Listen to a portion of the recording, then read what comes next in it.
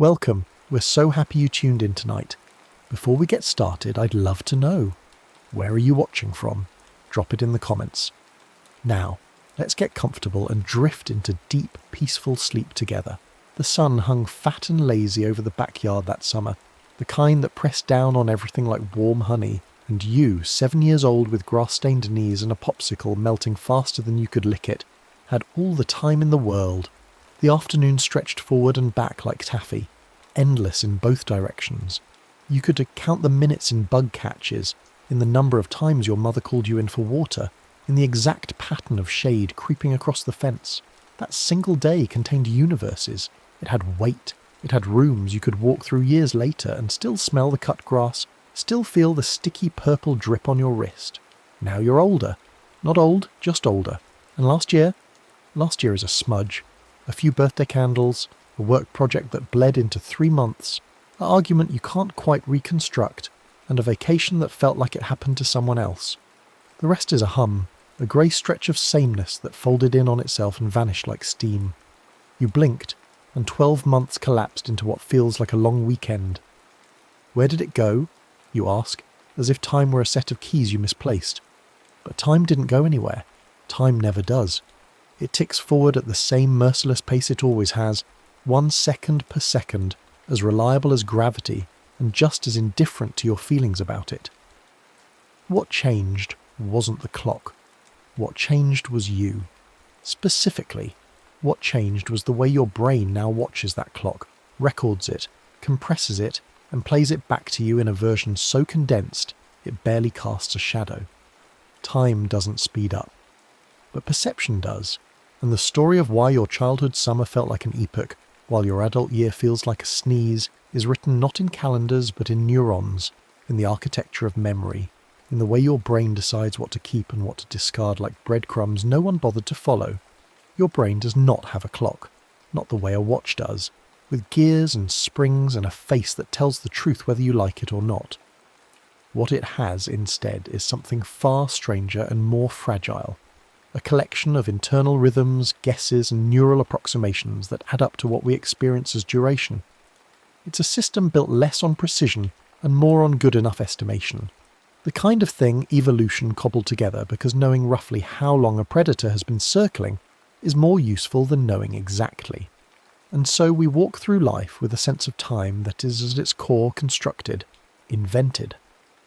A story the brain tells itself about how long things have been happening, based on clues that have almost nothing to do with actual seconds ticking by. The brain estimates duration through what researchers call temporal binding windows, brief intervals during which separate sensory events get stitched together into a single experience.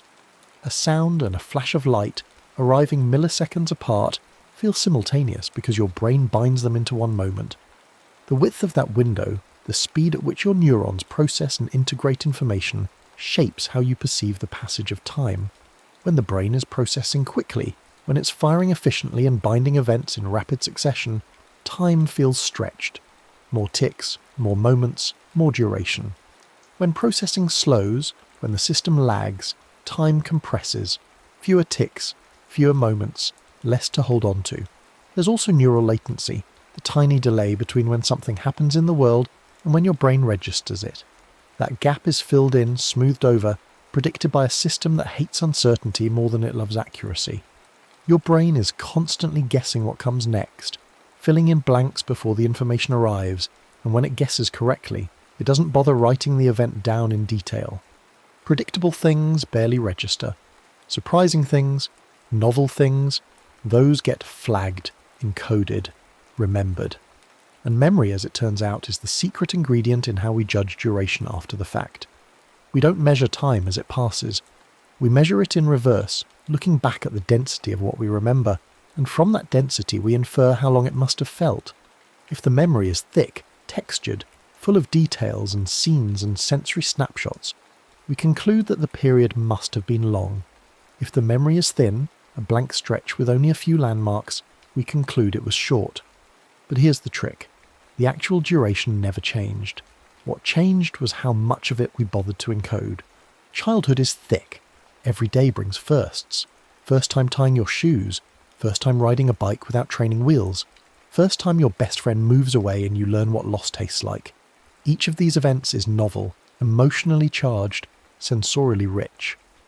Your brain, encountering something new, encodes it with care. It lays down memory traces like a cartographer mapping uncharted land, capturing textures, sounds, smells, the exact angle of sunlight, the way your stomach dropped when the bike wobbled. Dense encoding means dense memory. Dense memory means long feeling time. The brain looks back at that summer afternoon and sees a landscape with hills and valleys, trees and rivers, places to revisit. It concludes, based on all that detail, that the afternoon must have lasted forever. Adulthood is thin. Most days are repeats. You wake at the same time, drink the same coffee, take the same route to work, respond to the same kinds of emails, eat lunch at your desk while scrolling the same apps, come home, make dinner, watch something you'll forget by morning, and go to bed. None of this is bad. Much of it is necessary. But none of it is novel, and your brain, efficient creature that it is, sees no reason to encode the same pattern for the 1000th time. Why waste resources writing down Tuesday when Tuesday is identical to Monday? And so it doesn't. It compresses, it smooths, it writes a single entry labelled work week and moves on.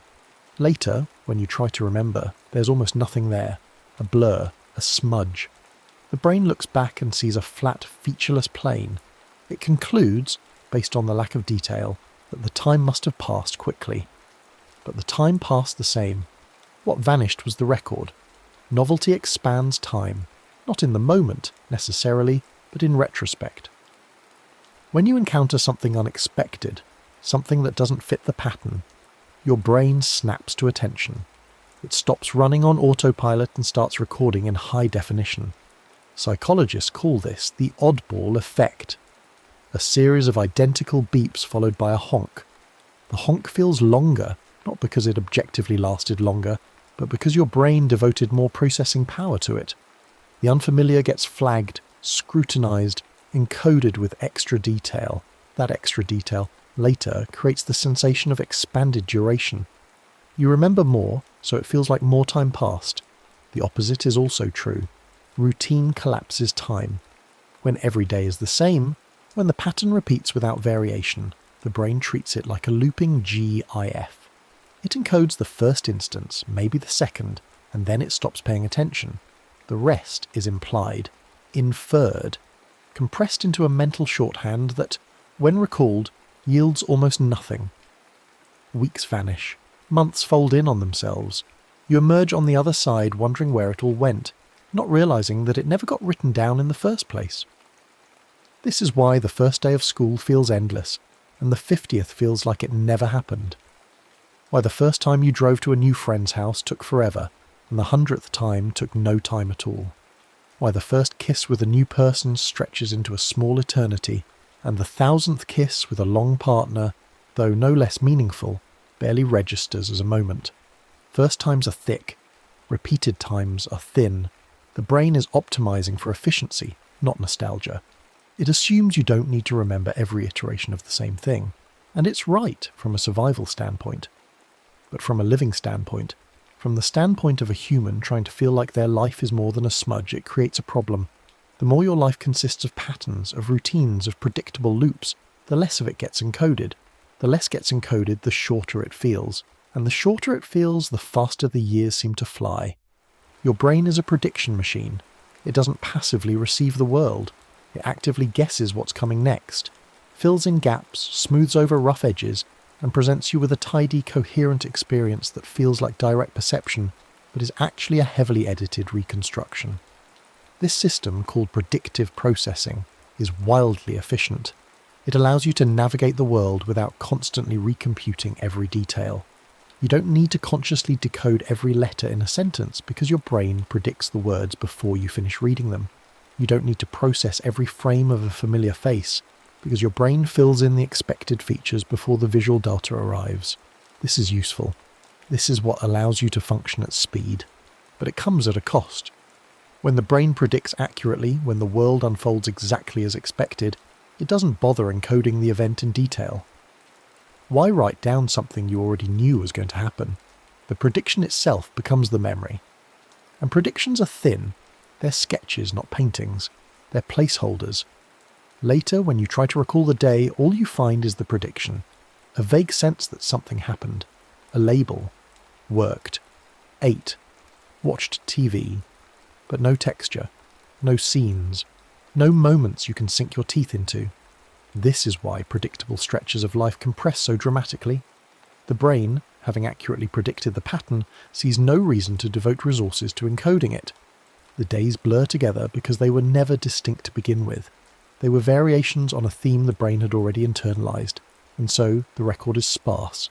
A year of repetition leaves behind the memory footprint of a week. The more predictable your life becomes, the more the brain compresses it. The more it compresses it, the faster time seems to move. You're not losing time, you're losing the record of time. And without a record, without a dense trail of memories to look back on, the sensation is indistinguishable from speed. The year didn't fly by, it just failed to leave a mark. Emotion stretches time, but not in the way you'd think. High arousal, the kind that comes with fear or awe or sudden joy, doesn't actually make the moment last longer as it's happening. The clock still ticks at the same rate. What changes is how you remember it. When you're in a heightened emotional state, your brain floods the system with neurochemicals. Adrenaline, noradrenaline, dopamine. These chemicals enhance encoding. They tell the brain, this matters, write it down, remember this. And the brain obliges. It lays down memory traces with extra detail, extra vividness, extra sensory information. Later, when you recall the event, that density of detail creates the impression of expanded time. The moment feels long because you remember so much of it. The car swerved. You remember the screech of tyres, the smell of burnt rubber, the angle of the sun through the windshield, the exact expression on the driver's face. All of that gets encoded in what was objectively a 2-second event. But 2 seconds encoded with the density of 20 seconds feels, in retrospect, like 20 seconds. Boredom does the opposite. Low arousal, the kind that comes with waiting in line or sitting through a meeting that should have been an email, makes time drag in the moment but compress in memory. While you're bored, you're acutely aware of every second. You check the clock. You sigh. You feel the weight of duration pressing down on you like a damp blanket. But your brain, lacking any stimulation worth encoding, writes almost nothing down. Later, the boring stretch is a blank. You remember that you were bored, but you don't remember the boredom itself. The memory is thin. And thin memories, as we've established, feel short. This is the paradox of prospective versus retrospective time. Prospective time is how long something feels while it's happening. Retrospective time is how long it feels when you look back. Boredom stretches prospective time and compresses retrospective time. Novelty and emotion do the opposite. They make the moment feel normal as it passes and long when you remember it. The more emotionally charged and novel your life, the slower time feels in hindsight. The more flat and routine, the faster it vanishes. Attention is the gate. It decides what becomes time and what dissolves into nothing. You can be present in a moment, physically there, body occupying space. But if your attention is elsewhere, splintered across a dozen distractions, the moment doesn't register. It doesn't encode. It doesn't become memory. And without memory, it doesn't contribute to your sense of duration. You lose it. Not because it didn't happen, but because you weren't there for it. Divided attention, the kind that comes with multitasking or stress or simply existing in a world designed to fragment focus, makes time blur. You spend an hour scrolling your phone while half watching a show while occasionally replying to a text. Later, you have no memory of the hour. It's gone. Not because the hour didn't pass, but because your attention never landed anywhere long enough to encode anything. The hour dissolved in real time. Mindful attention does the opposite. When you bring your full focus to a single thing, when you attend deeply to the present moment without splitting yourself across tasks, the moment thickens. You notice more. You encode more. The grain of wood on the table, the exact colour of the tea in your cup, the sound of rain on glass. These details, noticed and encoded, become the threads that stitch together the memory of the moment. Later, the memory is rich, and rich memories feel long. This is why people report that meditation done consistently seems to slow their experience of time, not because meditation bends physics, but because it trains attention. And attention determines what gets remembered. What gets remembered determines how long life feels. You can't change the clock, but you can change how much of the clock you actually experience by deciding where you place your gaze. Cultures that organise life around events rather than clocks experience time differently. In many traditional societies, time is measured not by hours, but by happenings. Planting time, harvest time, the time before the rains, the time after the wedding. Life is structured around anchors, rituals, transitions, moments that mark before and after. These anchors create memory density. They break the monotony. They introduce rhythm and variation and a sense of narrative progression. Time doesn't fly when there are clear chapters. It unfolds in stages, each one distinct from the last. Modern industrialised life, by contrast, is dominated by clock time, uniform hours, 40-hour weeks, annual cycles that repeat with little variation. It's efficient for productivity, but it's terrible for memory. When life is parcelled out in identical units, when weeks blur into months and months into years, the brain has nothing to anchor to. The timeline flattens. Time speeds up. This is also why life stages feel so distinct when you're young, and so blurred when you're older. Childhood has built-in transitions, preschool to kindergarten to elementary to middle school to high school. Each transition is a new world, new teachers, new friends, new rules, new challenges. The brain encodes each stage as a separate chapter. Later you can distinguish between them. You remember the textures of each era. Adulthood, by contrast, often lacks these transitions. You graduate, you get a job, and then what? Years pass. The job changes, maybe, but the structure stays the same. Wake, work, eat, sleep, repeat. No rituals marking the passage, no clear before and after.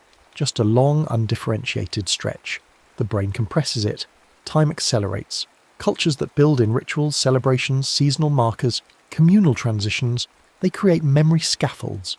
They slow time not by changing the clock, but by changing what gets written down. Sleep is memory's sculptor. Without it, the record crumbles.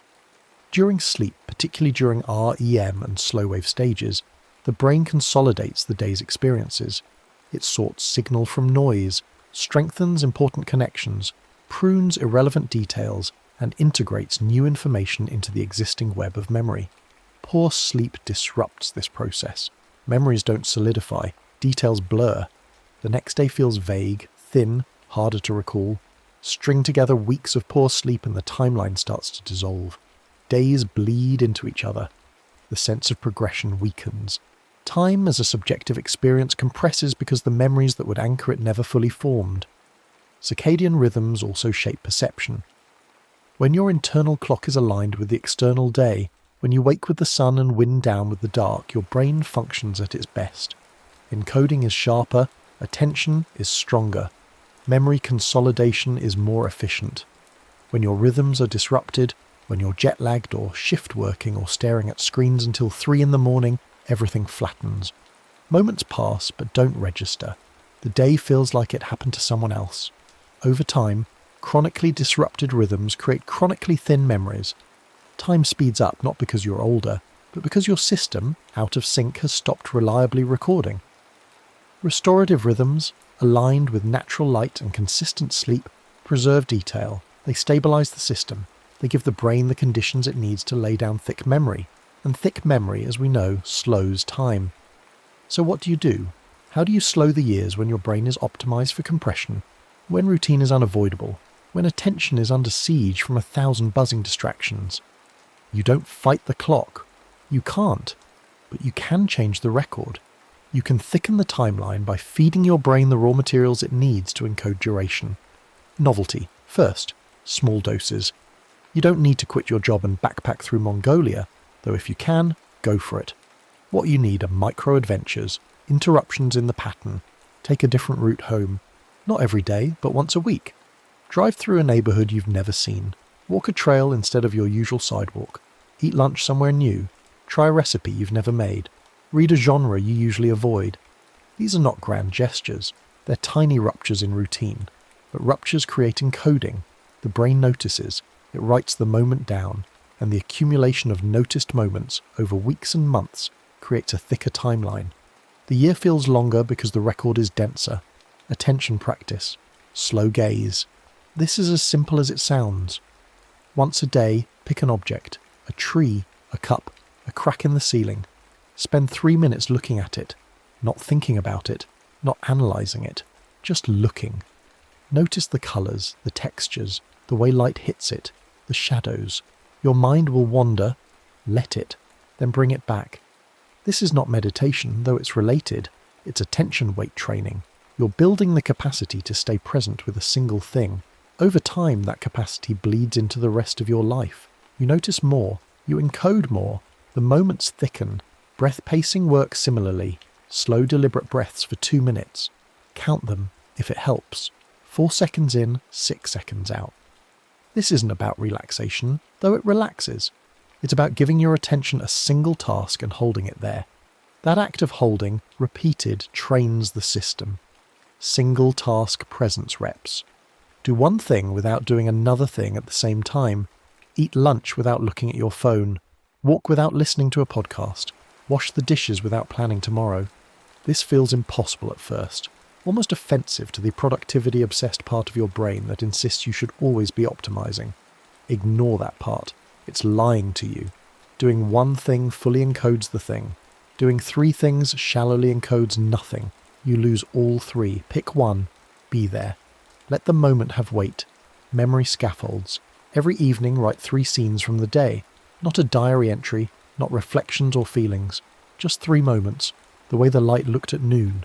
The expression on a coworker's face. The sound of the door closing behind you. 3 sensory snapshots. This does 2 things. First, it forces you to pay attention during the day because you know you'll need to recall something later. Second, it creates a record where one might not have formed naturally. Later, when you look back, instead of a blank stretch, you have scenes. The timeline thickens. Weekly photo walks. Once a week, take your phone, walk for 30 minutes, and photograph things. Not selfies, not your food, just things that catch your eye. Light on a wall. A weird sign. A tree shaped like a question mark. The act of looking for something worth photographing trains attention. The photos become anchors. Later, scrolling through them, you remember the walk. You remember the week. The memory density increases. Intentional firsts. Once a month, do something you've never done. It doesn't have to be extreme. Visit a museum you've never been to. Try a sport you've always dismissed. Attend a lecture on a topic you know nothing about. Cook a cuisine you've never attempted. The first time has texture. The brain encodes it. The month that contained a first feels longer than the month that didn't. String together a year of firsts and the year stretches. Not because more time passed, but because more of it got written down. Awe hunts, awe dilates time.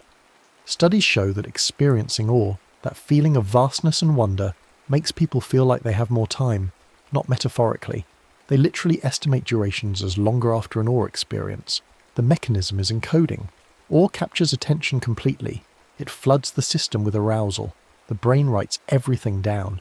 Later the memory is dense, the moment feels long, so hunt for awe. It doesn't require mountains or oceans, though those help. It requires attention to scale, to beauty, to the strange fact of existence. Lie on your back and watch clouds. Stare at the night sky. Visit a cathedral or a canyon or a museum with art that makes you feel small. Watch a murmuration of starlings.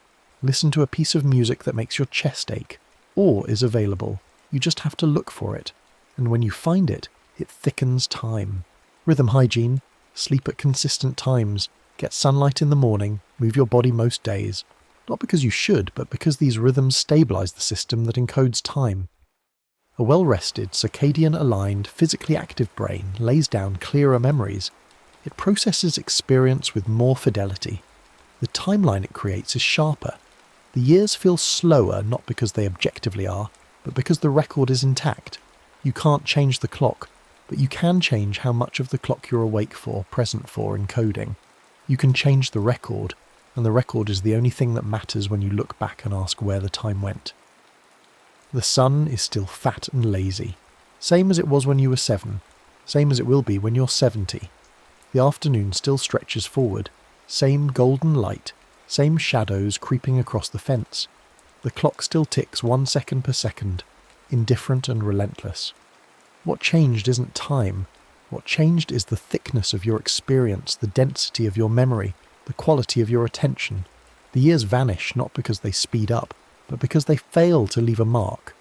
They pass through you like water through a sieve, leaving almost nothing behind. And so when you look back, you see a blur, a smudge, a sense that it all happened too fast. But it didn't. It happened at exactly the pace it always does. You just weren't recording it. The good news, the strange and almost ridiculous good news, is that you can change this. Not by stopping time or slowing the clock or reversing the aging process, but by changing the record, by feeding your brain the raw materials it needs to encode duration, novelty, attention, emotion, awe, rest, rhythm. These aren't tricks. They're not hacks. They're the fundamental ingredients of subjective time. The more of them you include in your life, the thicker your timeline becomes. The thicker your timeline, the slower time feels when you look back. The years widen, not because they contain more hours, but because they contain more moments, more scenes, more textures, more things worth remembering. So take the long way home, not because it's faster, because it's different, because the brain will notice. Walk slower, not because you have time to waste, but because walking slowly is a kind of attention, and attention is what turns seconds into experiences. Look at things, deeply, like you're seeing them for the first or last time. Notice the grain of the wood, the colour of the sky, the exact sound of rain on glass. These details are not poetic flourishes, they're the threads that stitch together the memory of being alive. Without them, life compresses into nothing. With them, it expands. It fills the container of your years with something other than routine and blur and vague recollection. Take 5 slow breaths. Right now, if you can. Not because you need to relax, though you might, but because those 5 breaths, noticed and counted, will be 5 moments you were actually present for. 5 moments that might encode. 5 moments that might, later, contribute to the sense that this day, this week, this year had weight. That it wasn't just something that happened to you while you were thinking about something else, that you were here for it, that it counted. Time isn't just passed, it's composed, second by second, choice by choice, moment of attention by moment of attention. You are, right now, building the timeline you'll look back on. You're deciding, whether you realise it or not, how thick that timeline will be, how much of it will remain, how long this year will feel when you reach its end and turn around to see where you've been. The clock will do what it does. It will tick forward without mercy or pause, but the record, the memory, the subjective sensation of duration, that's yours. Fill it with detail, and it slows. Let it stay sparse, and it vanishes. The years don't have to disappear. They just need to be noticed, and noticing, it turns out, is the only magic we have. The next story is about to begin. Please relax and enjoy. We open with a quiet provocation. What if the life you think you're choosing has already been drafted by a mind you cannot see? Picture yourself at this very moment, reading these words, believing you are the conscious author of your attention, the deliberate captain steering your focus across this page. But what if, in the milliseconds before you turned your gaze here, in the hours before you decided to read, in the years before you became the kind of person who seeks this kind of understanding, something beneath awareness was already writing the script? What if there exists within you a second author, tireless and unseen, composing the choices you will call your own? This is the story of the second self, the subconscious system that anticipates, primes, and steers our choices before consciousness arrives to claim them. It is a story about time and authorship, about the strange truth that much of our life is pre-written, in processes that unfold beneath the threshold of awareness, sometimes in milliseconds, sometimes across years. We tend to imagine ourselves as singular beings, unified and sovereign, making decisions through pure deliberation and will. But the evidence from neuroscience, psychology, and lived experience suggests something more complex and more humbling. We are double-authored creatures, with one self writing in darkness and speed, and another reading those drafts in the light, mistaking interpretation for creation. Consider what happens in your brain when you make the simplest choice, reaching for a glass of water or deciding to stand. Classical neuroscience studies, beginning decades ago and refined through modern imaging, reveal something startling. Your brain initiates the movement before you experience the conscious intention to move. Redness potentials, electrical signatures of motor preparation, appear in brain activity up to several seconds before you feel you have decided. The signal propagates through motor cortex, assembling the architecture of action. while your conscious awareness lags behind, like a narrator arriving to a scene already in motion. What you experience as decision, as the moment of choice, is actually a moment of recognition, of becoming aware of a process that has already begun. The brain moves first. Consciousness catches up and, in catching up, tells itself a story about agency and deliberation that reverses the actual sequence of events. This is not to say you're an automaton, or that free will is illusion, at least not in any simple sense.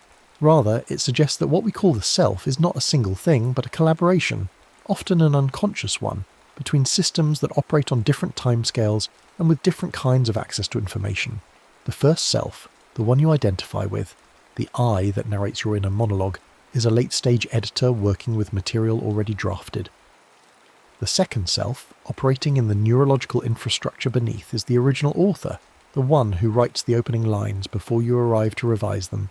In simple motor choices, this authorship gap measures in seconds. But the architecture runs deeper. Pre-decision neural signals have been detected for more complex choices as well, predictions assembling in networks distributed across prefrontal cortex, striatum, and insula, biasing outcomes before deliberation formally begins. Choice often arrives pre-formed.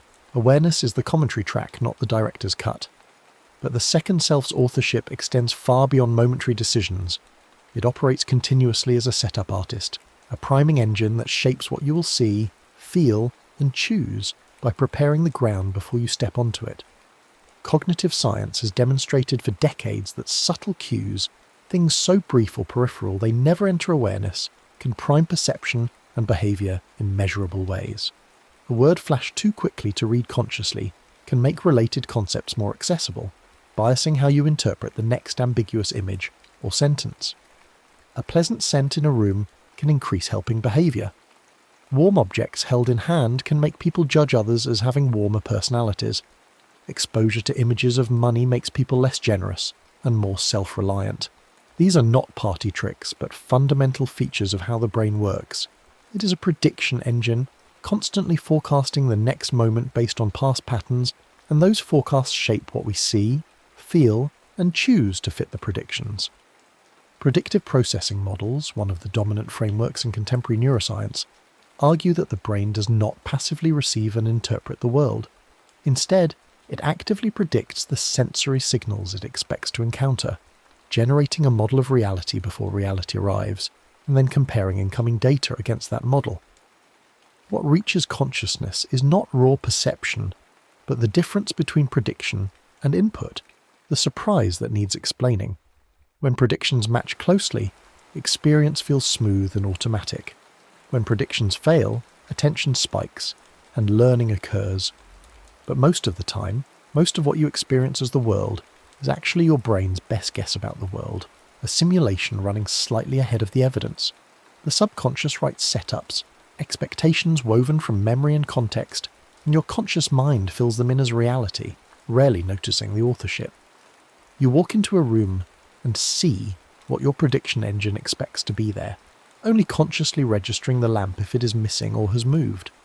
You hear words your brain predicts from sentence structure and context, sometimes failing to notice when the actual sound contradicts expectation.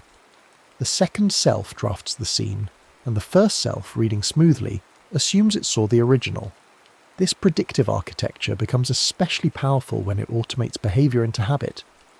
Habits are these second self's most efficient scripts, encoding past choices into neural shortcuts that run with minimal conscious oversight.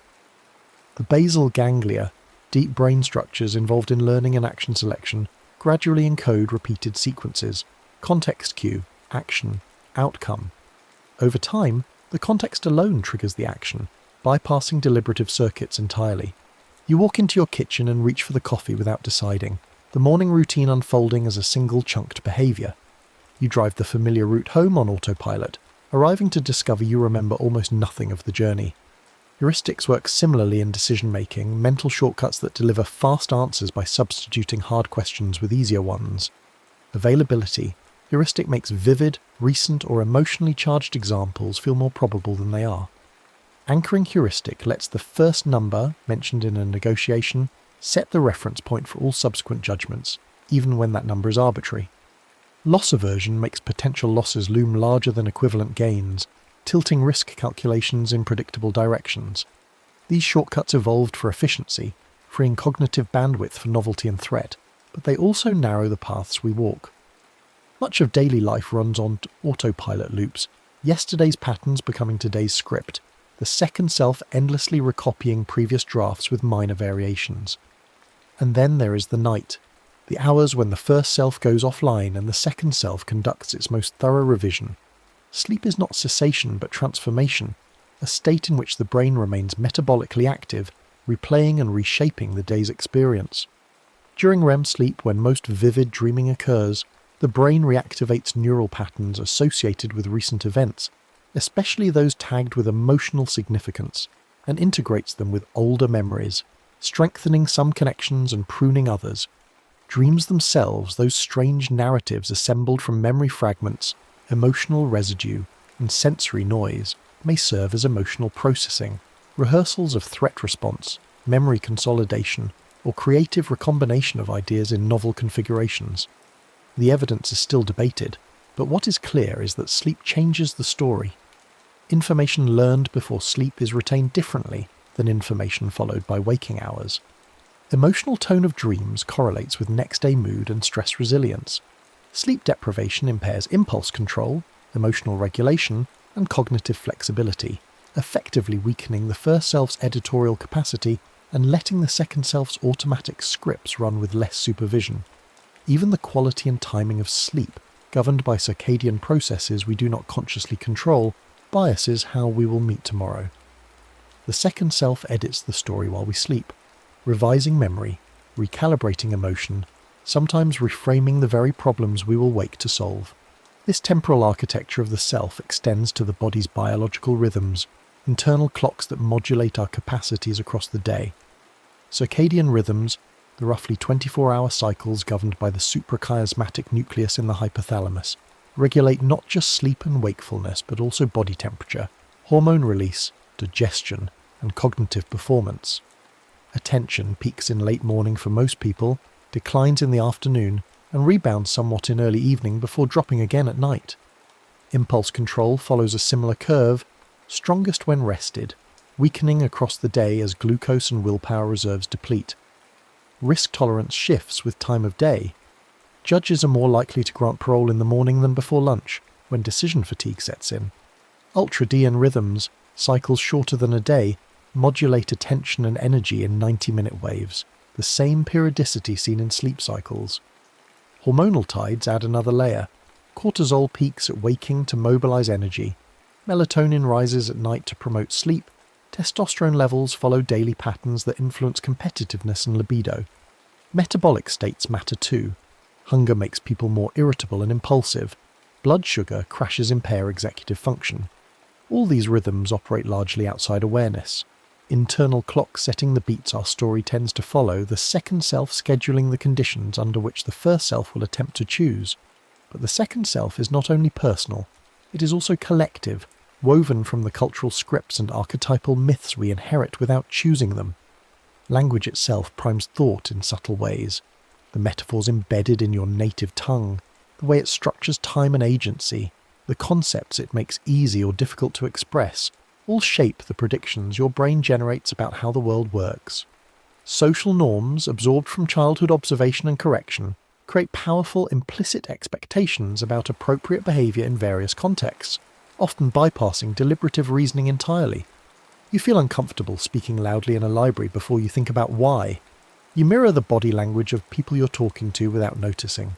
Rituals, from religious ceremonies to birthday traditions to morning coffee routines, provide structure and meaning through repetition, their power lying precisely in their predictability, the way they let the second self run a familiar, emotionally resonant script.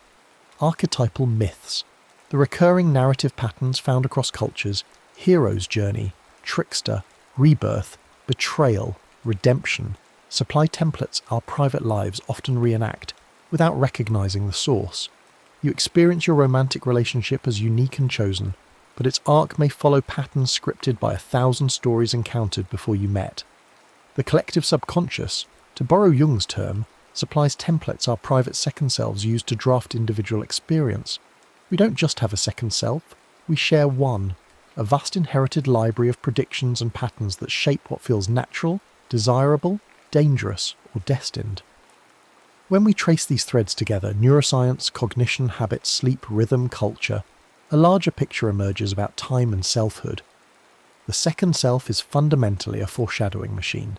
It predicts near-future outcomes, from the next millisecond's sensory input to tomorrow's social encounter, and steers behaviour toward those predictions. This is adaptive. A brain that anticipates is a brain that survives. But over longer timescales, repeated predictions become something more than forecast. They become identity.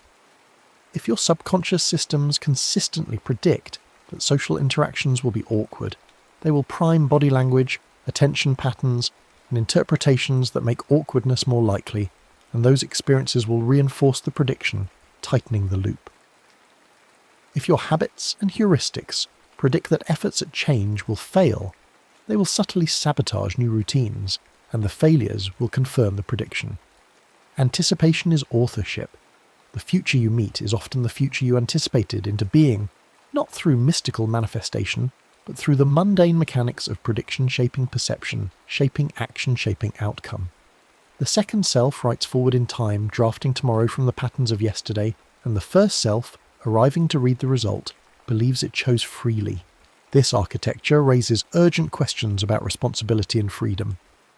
If the second self drafts choices before consciousness arrives, if subconscious predictions and primes shape behaviour more than deliberate reasoning, what becomes of moral responsibility, personal agency, the entire edifice of meaning built on the assumption that we are the authors of our actions?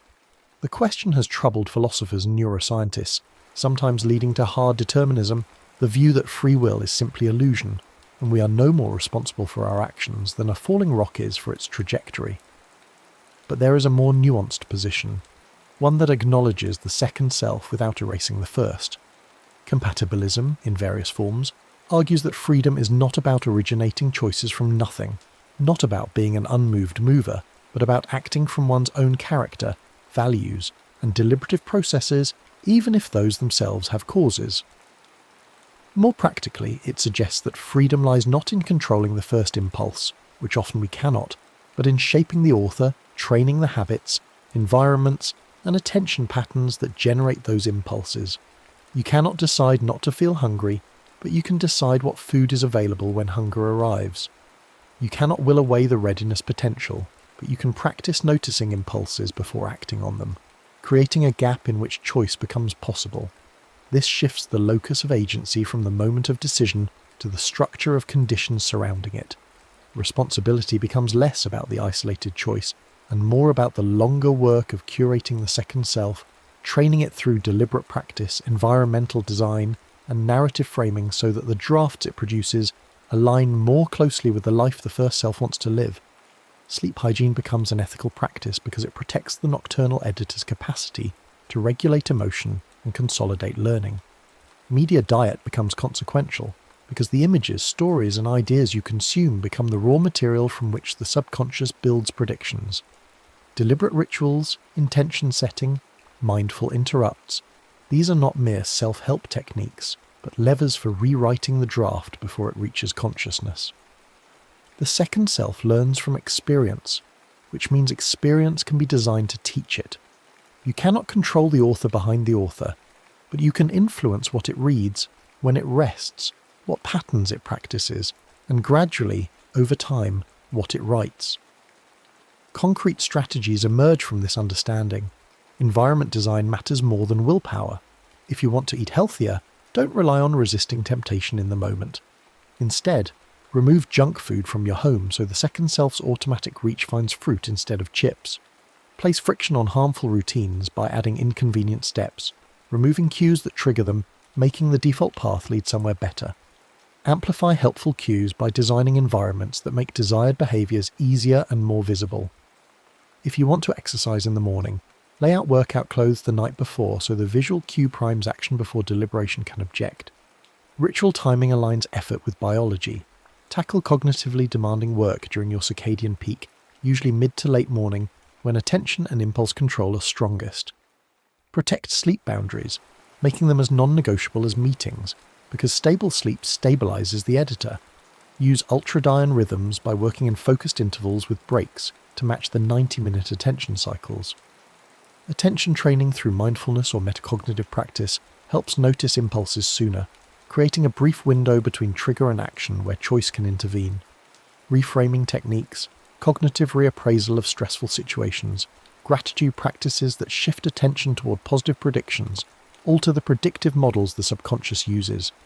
Narrative updates, journal prompts that explicitly recode identity statements, I am the kind of person who finishes projects, or I am someone who stays calm under pressure, gradually train the second self to generate drafts consistent with that identity. Tiny gateways, micro-habits so small they bypass resistance, reading one page, doing one push-up, writing one sentence, tip the next choice before it appears, because the second self predicts continuation once momentum begins. Edit the prelude, and you change the plot. The image that emerges is neither the traditional model of unitary selfhood, nor a deterministic denial of agency, but something stranger and more collaborative. 2 pens on 1 page. The second self writes fast in the dark, drafting from habit, rhythm, emotion, prediction, culture, biology, all the systems that move beneath awareness. The first self writes slowly in the light, revising, reflecting, sometimes catching patterns the subconscious missed, sometimes rationalizing drafts it cannot change. Life's craft is not silencing the unseen author, which is impossible, nor pretending the conscious self writes alone, which is false. The craft is collaboration, learning the second self's language, rhythms and needs, and shaping the conditions, cues, stories and structures that guide what it writes. This is not control but influence, not mastery but partnership. You cannot rewrite the opening line that has already appeared, but you can learn to write the next paragraph differently, and in doing so change the trajectory of the story. The truth is that you have always been double-authored, always lived in the strange temporal gap between the brain's first movement and awareness's arrival. The question is not whether the second self exists. It does, in every impulse, every primed perception, every habitual action, every dream-revised memory, but whether you will work with it or against it, whether you will learn its patterns and needs and shape them, or simply be carried by drafts you never see coming. The subconscious writes the opening line, but the ending is still being drafted moment by moment, choice by choice, condition by condition, and you, the slow writer reading fast drafts, have more influence over that ending than you might think.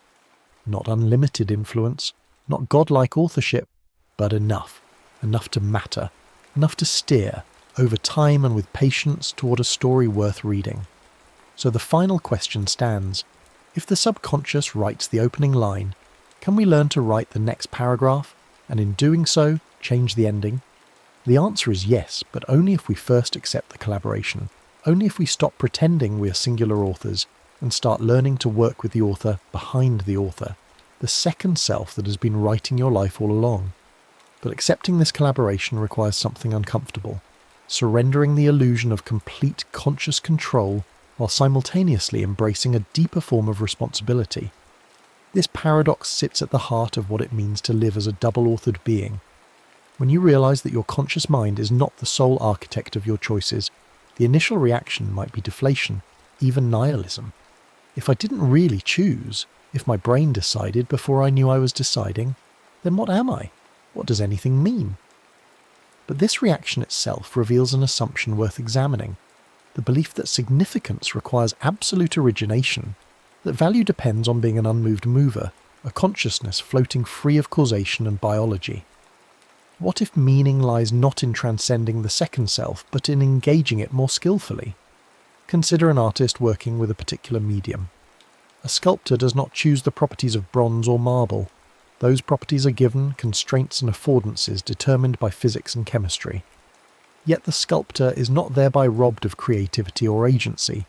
Mastery consists precisely in understanding the medium deeply enough to work with its nature rather than against it, to make what the material wants to become while guiding it toward a vision. The second self is your medium. It has properties, tendencies, rhythms and patterns you did not choose. Your conscious mind cannot rewrite those fundamental features any more than a sculptor can make stone behave like clay. But you can learn the medium. You can discover what conditions make the second self generate certain kinds of drafts. You can introduce new patterns through repetition until they become part of the automatic repertoire. You can remove yourself from environments that trigger unwanted scripts and place yourself in environments that cue desired ones. You can respect the biological rhythms rather than fighting them, scheduling your life to work with your chemistry instead of demanding your chemistry conform to arbitrary schedules. This kind of agency is less dramatic than the conscious control fantasy promises, but it is more real and ultimately more powerful. It requires patience because the second self learns slowly, through repetition and reinforcement, rather than through one-time decisions. Telling yourself you will become a morning person does nothing if your sleep schedule, light exposure, evening routines and caffeine intake all continue to train the second self to expect late nights and groggy mornings. But gradually adjusting those inputs, making small, consistent changes over weeks and months, actually retrains the system. The draft changes because the author has been given different material to work with. Consider how this applies to emotional patterns, an area where the illusion of conscious control causes particular suffering. You cannot simply decide not to feel anxious or sad or angry. Yet people blame themselves constantly for emotional states, as if those states were choices. The first self, encountering an emotion, often generates a secondary layer of judgment. I shouldn't feel this way. What's wrong with me? I'm weak for feeling anxious. But emotions are largely products of the second self, generated by predictive systems responding to environmental cues, memories, physiological states, and learned associations, most of which operate beneath conscious access. The conscious mind receives the emotion as a fait accompli already in motion before awareness catches up. Judging yourself for the emotion is like judging yourself for the weather. It's a category error that adds suffering without adding agency. What you can influence is the context in which emotions arise. If your second self generates anxiety in response to certain triggers, you can gradually expose yourself to those triggers in safe conditions until the predictive system learns a new association. This is the principle behind exposure therapy, which works not by conscious willpower overriding fear, but by providing the second self with new data that updates its predictions. If your mood tends toward darkness after poor sleep, you cannot think your way to happiness, but you can prioritize sleep so the editor functions better. If social media consumption primes comparison and inadequacy, you cannot decide not to feel inadequate while continuing to consume, but you can remove the app, change the environment, and let the second self gradually forget the trigger. You work with the author by changing what it reads, not by demanding it read the same material but generate different output. This understanding also illuminates why traditional willpower-based approaches to behavior change so often fail. Willpower is a function of the first self, the conscious executive trying to override the second self's automatic drafts. But willpower is a limited resource, especially given that it depends on metabolic factors like glucose availability, and is depleted by decision fatigue throughout the day. Relying on willpower means fighting the second self constantly, using scarce conscious resources to resist automatic scripts. It is exhausting and unsustainable, like swimming against a current. Eventually fatigue wins, and the habit reasserts itself. The person then blames themselves for lack of discipline, not recognizing they were fighting with the wrong tool. The alternative is to work with the current by redesigning what the second self encounters. If you want to stop checking your phone compulsively, you could rely on willpower, consciously resisting each impulse hundreds of times a day, or you could put the phone in another room, making the automatic reach encounter absence instead of device. The second approach succeeds not because you have more discipline, but because you have stopped requiring discipline. You have removed the trigger, making the unwanted behavior harder, and the desired behavior, focused work, the path of least resistance. The second self, always optimizing for efficiency, follows the easier path. Over time, the pattern weakens through lack of reinforcement. You have not defeated the author, you have changed the story it finds available. The same principle applies to building new behaviors. Starting an exercise habit fails most often not because people lack motivation, but because they try to install it through sheer decision, making exercise require constant conscious override of inertia. But if you lower the activation energy by preparing gym clothes in advance, scheduling the session at a consistent time when energy is high, attaching it to an existing routine like morning coffee, and removing competing options by cancelling conflicting commitments, then exercise stops requiring willpower. It becomes the obvious next action, the thing the second self predicts will happen because all the conditions point that direction. After enough repetitions in consistent contexts, the behaviour becomes automatic, a new script the second self runs without conscious prompting. You haven't disciplined yourself into exercise, you have trained the author to include exercise in its drafts. There is something humbling and liberating in this reframe. Humbling because it means the conscious self is less powerful than the ego would like, less central to the operation than the illusion of control suggests. You are not the solo author commanding your life through pure will and reason. Much of what you do and feel and think emerges from systems you do not directly access or control. But it is liberating because it removes the burden of impossible standards. You're not failing when you cannot override biological drives through pure intention. You're not weak when habits prove hard to change through decision alone. These outcomes are not failures of character, but natural results of how the system actually works. Once you understand the system, you can work with it instead of blaming yourself for not being a different kind of system entirely. This perspective also changes how we relate to others. When you recognise that everyone is double-authored, that the person in front of you is navigating the same gap between conscious intention and subconscious authorship, it becomes harder to judge their actions as simple moral failures. The colleague who is chronically late may not be disrespectful. Their second self may have learned dysfunctional time estimation patterns from decades of inconsistent consequences, and their conscious resolutions to be punctual cannot override those deep scripts without significant retraining. The friend struggling with addiction is not weak-willed. They are fighting against a second self whose prediction and reward systems have been hijacked by substance-related cues, generating cravings before consciousness can intervene. Understanding this does not eliminate responsibility. People can still work to retrain their second selves, and consequences for harmful behaviour may still be necessary, but it shifts the frame from moral condemnation to compassionate recognition of difficulty. It also helps explain why advice and information so rarely change behaviour. Telling someone what they should do addresses the first self, the conscious narrator, which often already knows the right answer. The problem is not lack of information, but lack of alignment between the first and second self. The conscious mind knows smoking is harmful, but the second self has wired nicotine to stress relief, social belonging, and routine satisfaction through years of reinforcement. Giving more information about cancer risks does nothing to change those automatic associations. What helps is interventions that gradually retrain the second self, identifying triggers and avoiding them, building new stress relief routines, changing social context, using nicotine replacement to weaken the chemical hook while the other associations extinguish. Change requires reaching the author, and the author does not speak the language of facts and logic. It speaks the language of pattern, repetition, emotion, and context. This is why therapy often focuses on creating new experiences rather than discussing old ones. Insight is valuable. The first self benefits from understanding patterns, but insight alone does not rewrite the second self's scripts. What rewrites them is new data, exposures that contradict old predictions, behaviours practiced in new contexts until they become automatic, emotional processing that updates the affective tags on memories, relationships that provide safe conditions for the second self to experiment with different ways of being.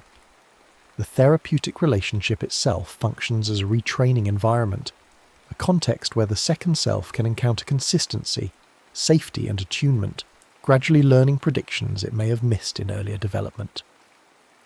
The recognition of our double authorship also bears on how we structure societies and institutions. Systems designed with the assumption that people are rational actors, fully conscious decision-makers weighing costs and benefits, consistently fail because they misunderstand human nature. People do not carefully calculate trade-offs in most decisions. Their second selves follow heuristics, respond to primes, and stick with defaults. This reality can be exploited maliciously through manipulative marketing, addictive product design, and choice architectures that benefit corporations at the expense of individuals. But it can also be leveraged for good through what behavioural economists call libertarian paternalism, designing choice environments that respect freedom while making beneficial options easier and more salient. Default settings matter enormously because the second self tends to accept them. Making retirement savings opt-out instead of opt-in dramatically increases participation. Organ donation rates vary wildly between countries with identical demographics but different default policies. Healthier cafeteria layouts increase nutritious food consumption without restricting choice. These interventions work not by overriding individual freedom, but by recognizing that the second self operates through pattern and ease and shaping the environment to make good defaults the natural path. The ethics of such design are complex, requiring transparency about intentions and oversight to prevent abuse, but the basic insight remains. If we are double-authored beings, then ethical systems must account for both authors, not just the conscious one. Education could be transformed by taking the second self seriously. Traditional schooling often treats students as if information transfer to the conscious mind produces learning, but deep learning, the kind that changes behaviour and capability, requires training the second self through practice, feedback, spaced repetition and context variation. A student can consciously understand a mathematical concept yet fail to apply it in novel situations because the second self has not automated the pattern, recognition and procedure execution through sufficient varied practice. Expertise in any domain is largely the accumulation of patterns in the second self, allowing rapid automatic response to situations that novices must consciously analyse. This is why masters in chess, music, sports or surgery often cannot fully articulate what they do. The knowledge lives in systems beneath full conscious access, built through thousands of hours of training. Recognising this would mean valuing practice and repetition differently, not as tedious drill, but as the essential process of training the author. It would mean structuring learning to respect biological rhythms, avoiding late starts for adolescents whose circadian systems shift late, including movement and breaks to work with attention cycles, prioritising sleep as a learning tool rather than an expendable luxury. It would mean teaching students about their second selves, giving them the metacognitive tools to notice when they are running on autopilot, to recognise primes and triggers, to design their own environments for success. Self-knowledge would include understanding the author behind the author. As we approach the end of this exploration, we return to the question of endings themselves. If the second self writes forward in time through prediction, creating self-fulfilling prophecies that draft future from anticipated future, then our endings are not entirely predetermined, but neither are they entirely open. They emerge from the interaction of past patterns, present conditions and conscious interventions. The life you will live 10 years from now is being drafted now, in the habits you reinforce, the environments you construct, the stories you tell about who you are, the attention you train, the sleep you protect, the cues you place in your path. Most of that drafting happens automatically, the second self extending yesterday's patterns into tomorrow. But some of it, enough of it, can be influenced by the choices you make today about the conditions that shape tomorrow's choices. This is neither the sovereignty promised by the illusion of complete free will, nor the helplessness implied by strict determinism. It is something in between, and perhaps more true. Constrained agency, the freedom to shape the shaper, the power to train the trainer. You cannot escape being double-authored, but you can become a better collaborator, learning what the second self needs and how it learns, providing it with conditions that lead toward the life your first self wants to consciously endorse. The gap between authorship and awareness will never close completely. You will always be catching up to processes that have already begun. But the gap can become a productive tension rather than a source of futility, the space where conscious intention meets automatic process and negotiates a path. The story of your life is being written right now by two authors. One works in the light, slowly, with reflection and intention. The other works in darkness, quickly, with pattern and prediction. They often misunderstand each other. They sometimes work at cross purposes, but they are both yours, both essential, both writing the only story you will ever live. The question is not how to silence one in favour of the other, but how to bring them into better collaboration, how to make the dark writing and the light writing tell a story that, read together, makes sense and moves toward meaning. That is the craft of a human life, the endless work of becoming co-authors with ourselves, writing forward with two pens on one page, accepting what has already been written while shaping what comes next, living in the strange gift of time where the future is both determined and open, both drafted and unfinished, both inevitable and available for revision. The ending is not yet written, but the author behind the author is writing it now, and you, reading these words, have already begun to write back. The next story is about to begin. Please relax and enjoy. In the beginning, there was no steel, no concrete, no glass tower stretching toward indifferent clouds. There was only earth and the things that grew from it, shaped by hands that knew no other way. To build was not merely to construct, but to answer a need older than language itself, the need for shelter, for boundary, for a place to call home against the vastness of everything else. Long before architects drew lines on parchment or engineers calculated loads and stresses, humans built. They built with what the land offered, what the season allowed, what the body could carry. In river valleys, they pressed mud into bricks and baked them beneath the sun. On windswept plains, they stacked stone upon stone, fitting each piece to its neighbour like words in an ancient sentence. In forests thick with shadow and sound, they bent saplings into frames and wove branches through the gaps, creating walls that breathed with the wind. The first shelters were simple, almost apologetic. A lean-to against a cliff face, a circle of stones to break the wind, a canopy of leaves held up by forked branches. These were not monuments. They were negotiations with the weather, with predators, with the cold that came each night like a returning debt. Yet even in their simplicity, they carried intention. Someone had chosen this spot over that one, had faced the opening away from the prevailing storm, had placed the fire where smoke would rise and heat would linger. In the fertile crescent, where rivers braided through dusty plains and wild grasses first bent to cultivation, mud became more than mud. Mixed with straw, shaped in wooden forms, dried in relentless sun, it transformed into bricks that could stack and last. The Sumerians built not just homes but ziggurats, stepped pyramids that climbed toward heaven like frozen prayers. Each level represented a world, earth below, gods above, and humanity forever between. Workers carried baskets of earth up ramps that grew longer with each course, and priests at the summit performed rites meant to keep the cosmos in balance. These structures were not merely functional, they were cosmological statements, architecture as theology. Along the Nile, where the river's annual flood brought both destruction and fertility, the Egyptians learned to quarry stone, limestone, granite, sandstone, each cut from living rock and dragged on sledges by thousands of hands. The pyramids rose not quickly but inevitably, decade after decade, generation after generation. Workers lived in towns built solely for the purpose, eating bread and drinking beer, their bones later showing the toll of moving mountains one block at a time. The pyramids were tombs, yes, but they were also declarations. We were here. We understood geometry. We could command stone to defy time itself. Across the sea in the Aegean, the Greeks built with different ambitions.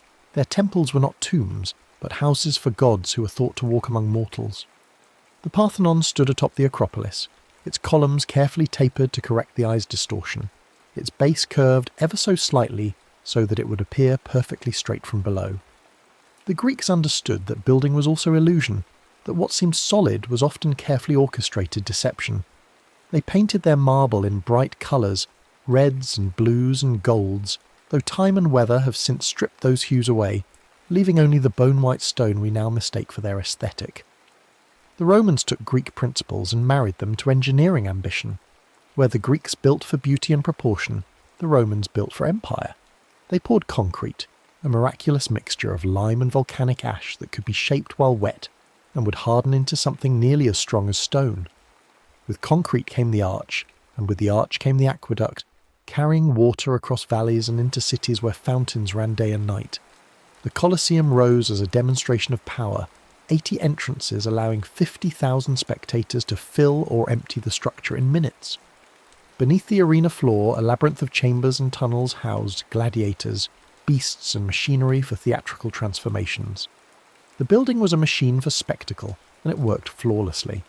But Rome fell, as all empires fall, and the knowledge it had gathered scattered like seeds on stony ground.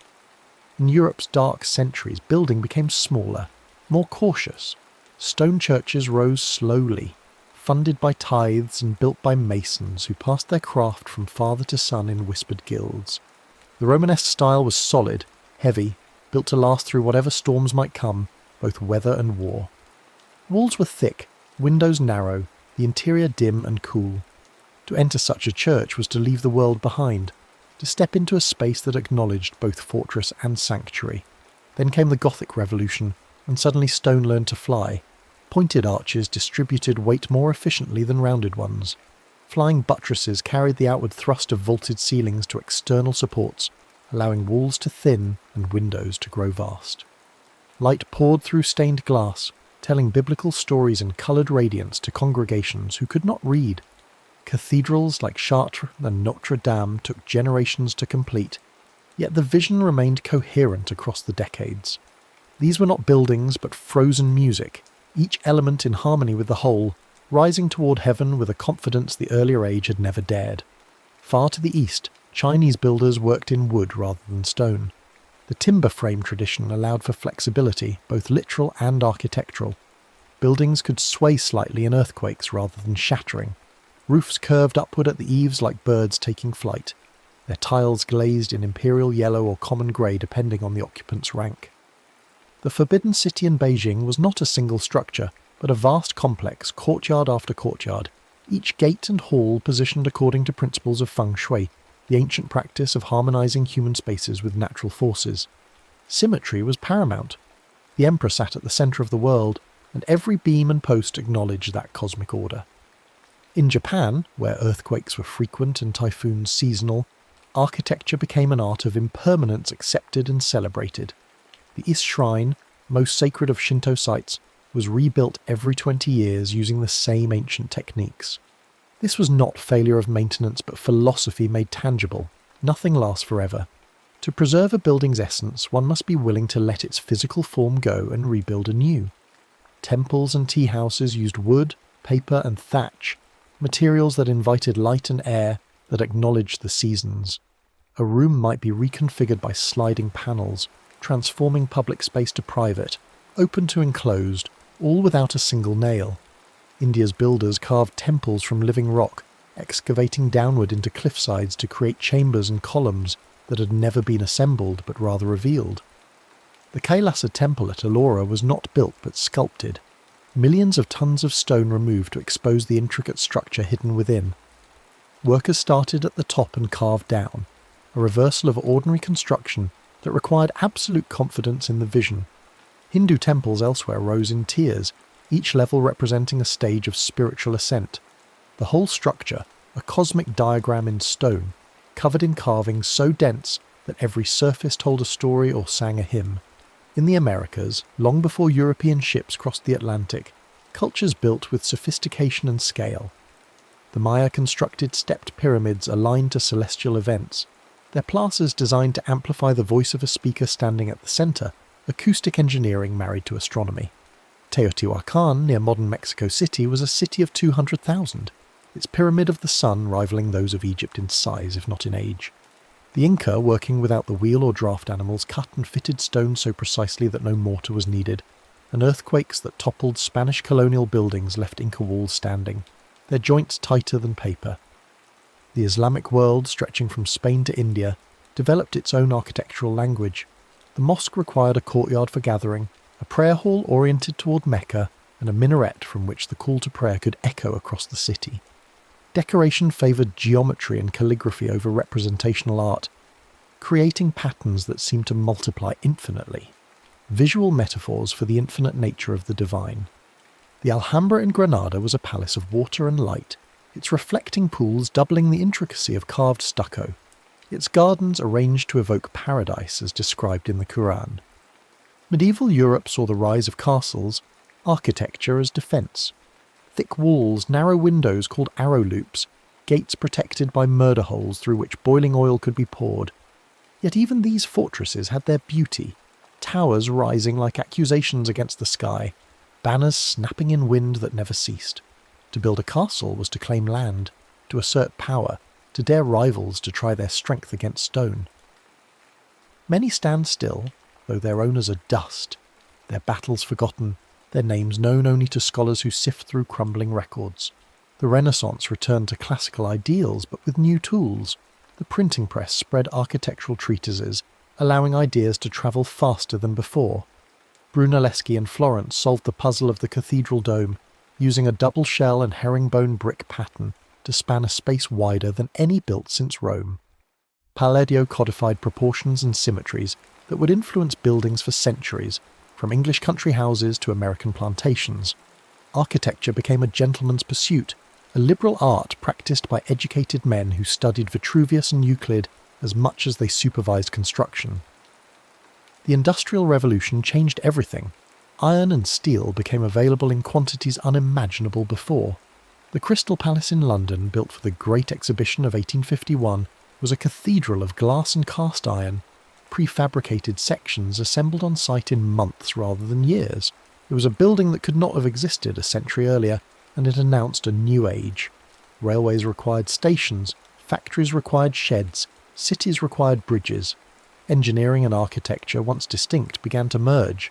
In America, the skyscraper was born from necessity and ambition. Land in city centres was expensive, so the only direction to build was up. Steel frames made it possible, elevators made it practical, and capitalism made it inevitable. The first skyscrapers were still dressed in historical costume. Gothic ornament applied to steel bones, but soon a new aesthetic emerged. Lewis Sullivan declared that form should follow function, and though he himself never entirely abandoned ornament, his student Frank Lloyd Wright would push the principle further. Wright's prairie houses stretched horizontally, emphasising the flatness of the Midwestern landscape, their low roofs and open plans rejecting the vertical Victorian compartments that came before. In Europe, the Bauhaus school tried to strip architecture down to essentials. No ornament, no historicism, only function and honest materials. Glass, steel and concrete arranged according to the needs of modern life. The results were often stark, even brutal, but they were undeniably of their time. When the Nazis closed the Bauhaus, its teachers scattered, carrying these ideas to America and beyond, where they would shape the glass-box towers of the mid-20th century.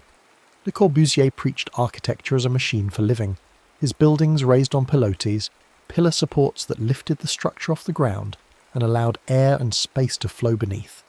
His Villa Savoy was a manifesto in white stucco, its ribbon windows and roof garden announcing that the old rules no longer applied. Critics argued his vision was cold, inhuman, better suited to drawings than to life, yet his influence was undeniable. Cities around the world bear the marks of his thinking, for better and worse. Wright, meanwhile, pursued an organic architecture, buildings that grew from their sites rather than being imposed upon them. Falling Water, his masterpiece, cantilevered over a waterfall in Pennsylvania, its terraces echoing the stone ledges of the stream below. It leaked, as his buildings often did, but it was unforgettable, a poem written in stone and water and light. After the Second World War, cities rebuilt with urgency. Modernism offered a vision of clean, rational efficiency. Tower blocks rose to house populations displaced by bombs and migration. Highways sliced through neighbourhoods, prioritising cars over pedestrians. Urban renewal cleared slums, but often destroyed communities in the process. The architecture was sometimes magnificent, Mies van der Rohe's Seagram building in New York, a bronze and glass jewel, but it was also often monotonous, identical towers in identical plazas, the human scale forgotten in the rush to accommodate millions. Postmodernism arrived as a reaction, reintroducing colour, ornament, and historical reference, sometimes playfully, sometimes cynically. Robert Venturi declared that less is a bore, and Philip Johnson, who had once championed the international style, designed the AT&T building with a broken pediment top that resembled a Chippendale highboy. Critics were divided. Some saw vitality returning to architecture, others saw merely pastiche, decoration without meaning. In recent decades, technology has enabled forms previously impossible. Computer-aided design allows curves and complexities that would have taken years to calculate by hand. Frank Gehry's Guggenheim Museum in Bilbao is a tumbling cascade of titanium, its shape seemingly random yet carefully orchestrated. Zaha Hadid built structures that appeared to defy gravity, all sweeping lines and dynamic angles. Norman Foster and Renzo Piano pursued high-tech architecture, buildings where the structure and services were expressed rather than hidden, machines for the 21st century. Yet for all the technological advancement, the fundamental questions remain. What makes a building more than a shelter? How does space shape behaviour, emotion, memory? Why do certain rooms invite lingering while others urge departure? Why do some cities feel alive while others, despite density, feel empty? Architecture is always political, whether it admits so or not. Public housing projects embody assumptions about how the poor should live. Corporate headquarters announce power and wealth. Museums and concert halls declare what a society values. Even the single-family home, that supposed emblem of privacy, reflects zoning laws, lending practices, and cultural expectations about family structure. In the developing world, informal settlements grow faster than formal cities, millions building their own homes with whatever materials can be scavenged or afforded. These communities are often dismissed as slums, yet they demonstrate an architecture of necessity and ingenuity, houses that grow room by room as resources allow, streets that form organically according to use rather than plan. Some architects have begun to study these settlements, not as problems to be solved, but as lessons in adaptability and resilience. Climate change now forces architecture to reckon with consequences it long ignored. Buildings consume enormous amounts of energy, both in construction and operation. Concrete production alone accounts for a significant percentage of global carbon emissions. The glass towers that defined the late 20th century are often energy nightmares, requiring massive heating and cooling to remain habitable. Architects now speak of passive solar design, green roofs, natural ventilation, materials that sequester carbon rather than emit it. Some look to vernacular traditions for guidance, those ancient techniques that kept people comfortable without fossil fuels. In the desert, builders once used thick walls for thermal mass, small windows to limit heat gain, courtyards to create microclimates, and wind towers to draw cool air down into living spaces. In tropical regions, houses were raised on stilts for ventilation and flood protection, roofs steeply pitched to shed rain, walls made of woven materials that allowed air to pass. These were not primitive solutions, but sophisticated responses to specific conditions, knowledge accumulated over generations. The modern challenge is to incorporate such wisdom with contemporary needs and materials. A hospital cannot rely on natural ventilation alone, yet it might use shading devices, thermal mass, and strategic window placement to reduce energy loads. An office tower might integrate photovoltaic panels, rainwater collection, and green spaces that cool the air and provide psychological respite. Some architects advocate for building less, renovating and adapting existing structures rather than demolishing and starting fresh. The most sustainable building, they argue, is the one already standing. This requires a shift in thinking, valuing patina and history over novelty, accepting that perfection is less important than continuity. Throughout history, architecture has been shaped by available materials and technologies, but also by beliefs about beauty, order, and meaning. The Gothic cathedral and the glass skyscraper serve different purposes and speak different languages, yet both attempt to elevate human experience beyond the merely functional. Both say, in their way, that we are more than animals seeking shelter. We are creatures who build meaning into our surroundings, who shape space to shape ourselves. Children playing in a well-designed playground learn about risk and cooperation. Workers in a thoughtfully planned office feel respected and valued. Patients in a hospital with access to daylight and views of nature recover faster. These are not romantic notions but documented effects.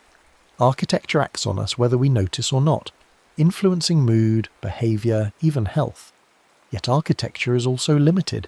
It cannot solve poverty, though it can make poverty more or less bearable. It cannot create community, though it can provide spaces where community might form. It cannot guarantee happiness, though it can remove some obstacles to happiness. The danger lies in expecting too much, in believing that the right building will perfect human nature. History is littered with utopian projects that became dystopias, housing estates that bred isolation and crime, new towns that never came alive. The best architecture acknowledges human complexity, providing structure without rigidity, order without oppression. It allows for adaptation, for uses the designer never imagined. A plaza designed for formal ceremonies becomes a skateboarding spot. A library reading room becomes a place for quiet work or community meetings. A park meant for leisurely strolls becomes a site for protests and celebrations. Buildings that permit such appropriation are generous. Those that resist it are tyrannical. Looking forward, architecture faces questions both ancient and new. How do we house a growing population without consuming the planet? How do we build cities that are dense yet humane, efficient yet beautiful? How do we preserve cultural identity in an increasingly globalized world? How do we make architecture accessible, both economically and physically, to all people? There are no simple answers. Some advocate for modular construction, factory-built units assembled on site, promising speed and affordability. Others champion traditional craftsmanship, arguing that meaning resides in the handmade, the particular, the slow. Some design with algorithms and artificial intelligence, exploring forms no human mind would conceive. Others sketch by hand, trusting intuition over computation. Perhaps the truth lies not in choosing between these approaches, but in recognizing that different contexts demand different responses. A rural village and an urban core have different needs. A museum and a factory serve different purposes. A home in Norway and a home in Nigeria must respond to different climates, cultures, and economies.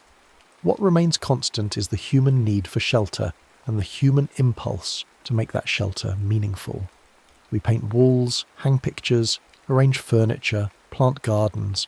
We turn houses into homes through accumulation and care, through memory and habit. Architecture provides the frame, but we supply the life. And so the story continues. Cranes lift steel beams into place. Masons lay bricks in courses that will outlast them. Engineers calculate loads and stresses. Architects sketch visions of what might be. Workers pour concrete that will harden into foundations for lives not yet lived. The materials change, the technologies evolve, but the essential act remains. We build because we must. We build because we can. We build because in shaping our surroundings, we shape ourselves. From mud and stone, from timber and glass, from dreams and necessity, we raise walls against the chaos and call the space within our own. The buildings will stand or fall, be loved or forgotten, but the impulse to build, like the need to sleep and wake, belongs to everyone, and by morning we carry its quiet work into the day. And so the story continues. Cranes lift steel beams into place. Masons lay bricks in courses that will outlast them. Engineers calculate loads and stresses. Architects sketch visions of what might be. Workers pour concrete that will harden into foundations for lives not yet lived. The materials change, the technologies evolve, but the essential act remains. We build because we must. We build because we can. We build because in shaping our surroundings, we shape ourselves. From mud and stone, from timber and glass, from dreams and necessity, we raise walls against the chaos and call the space within our own. The buildings will stand or fall, be loved or forgotten. But the impulse to build, like the need to sleep and wake, belongs to everyone, and by morning we carry its quiet work into the day. Yet between the grand narratives of pyramids and skyscrapers, between the theoretical manifestos and the glossy photographs in architectural journals, there exists another story, quieter and more persistent. It is the story of ordinary building, of structures that will never be photographed for magazines or studied in universities, yet which house most of human life. The farmhouse added to room by room as children are born and elderly parents return. The shopfront modified a dozen times over a century, each owner leaving their mark. The apartment block that began as modern and hopeful grew shabby with neglect, then found new life through community effort and fresh paint. These buildings do not announce themselves. They do not proclaim a vision or advance a theory. They simply stand, doing their work day after day, sheltering sleep and waking, meals and arguments, births and deaths. They are maintained or they decay. They are loved or they are endured. And in their aggregate, in their millions upon millions, they constitute the actual built environment most people inhabit, far more than the celebrated monuments that dominate our histories. Walk through any old neighbourhood and you will see this layered history. A Victorian house with an Edwardian addition and a 1970s garage conversion. Windows replace piecemeal, some original wood sashes, others vinyl, a few aluminium from the 1960s. Roofs patched with whatever material was affordable when the leak became urgent. These buildings are not pure. They are compromised, improvised, made and remade by hands working with limited time and money. They are honest in their imperfection. This vernacular architecture, as scholars sometimes call it, follows patterns passed down through generations, patterns that encode climate wisdom and material knowledge. The pitch of a roof in a snowy region differs from one where rain is the primary concern. The thickness of walls reflects the severity of winter or the intensity of summer sun. The size and placement of windows balances light, ventilation, privacy, and heat loss. These decisions were not arbitrary. They were tested across lifetimes, refined through trial and error, and taught through demonstration rather than books. When industrialization and global trade disrupted these patterns, much was lost. Standard house plans could be shipped anywhere, regardless of local conditions. Air conditioning made it possible to build glass houses in deserts, though at enormous energy cost. Traditional builders, with their local knowledge, were replaced by contractors following specifications drawn by distant architects who had never visited the site.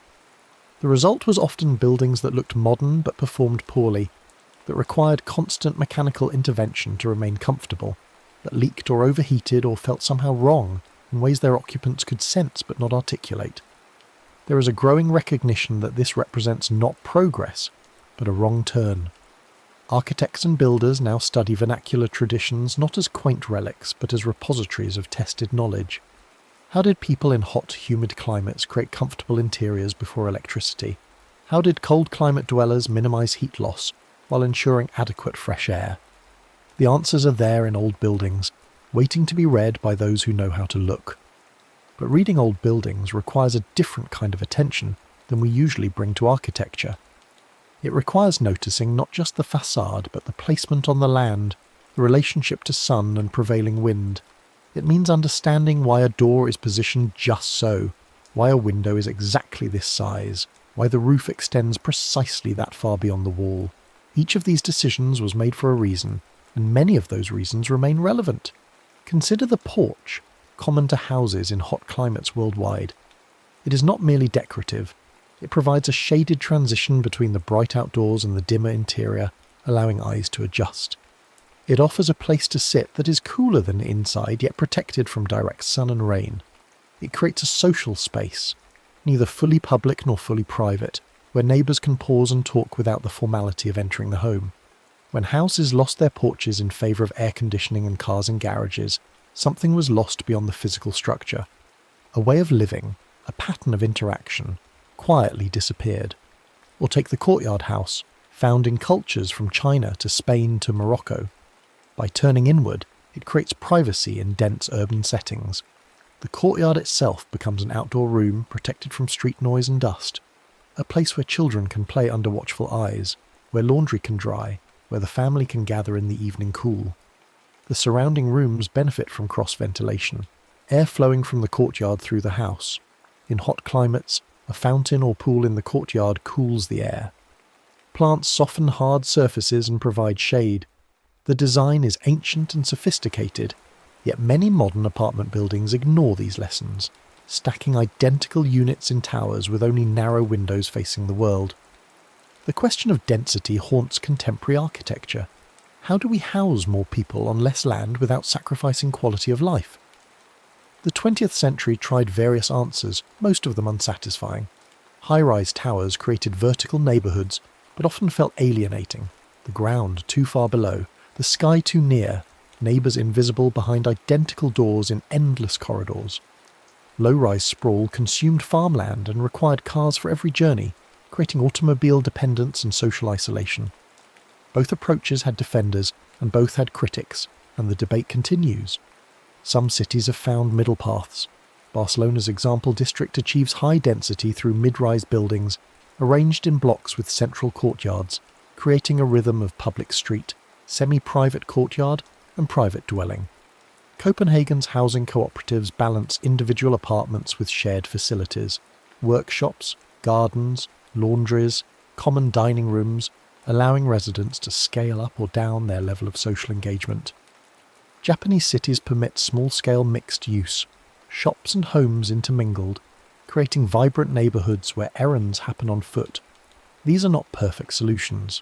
They are attempts, experiments, ongoing processes that require maintenance and adjustment. Buildings age, neighbourhoods change, and what worked for one generation may need adaptation for the next. Flexibility becomes essential, the capacity to modify and evolve without wholesale demolition. This principle applies at every scale. A room that can serve multiple purposes is more valuable than one with a single fixed use. A building that can accommodate different tenants over time will outlast one designed for a specific occupant. A neighbourhood with a mix of building types and ages is more resilient than one where everything was built at once to the same formula. Resilience is increasingly understood as crucial. Climate change will bring more frequent floods, storms, heat waves and droughts. Buildings must withstand these stresses or be easily rebuilt when they fail. Coastal cities face rising seas. Should they build walls to hold back the water, or accept periodic flooding and design buildings that can survive it? The Dutch have long experience with this question, building amphibious houses that float when water rises, then settle back when it recedes. In Bangladesh, architects design homes on stilts with walls that can be removed during floods. In fire-prone California, attention turns to fireproof materials and defensive space around structures. But resilience is not only about resisting disaster.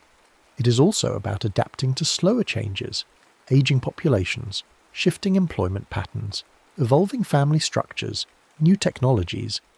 A building designed only for young families will become obsolete as those families age. One designed only for a specific industry will sit vacant when that industry moves or dies.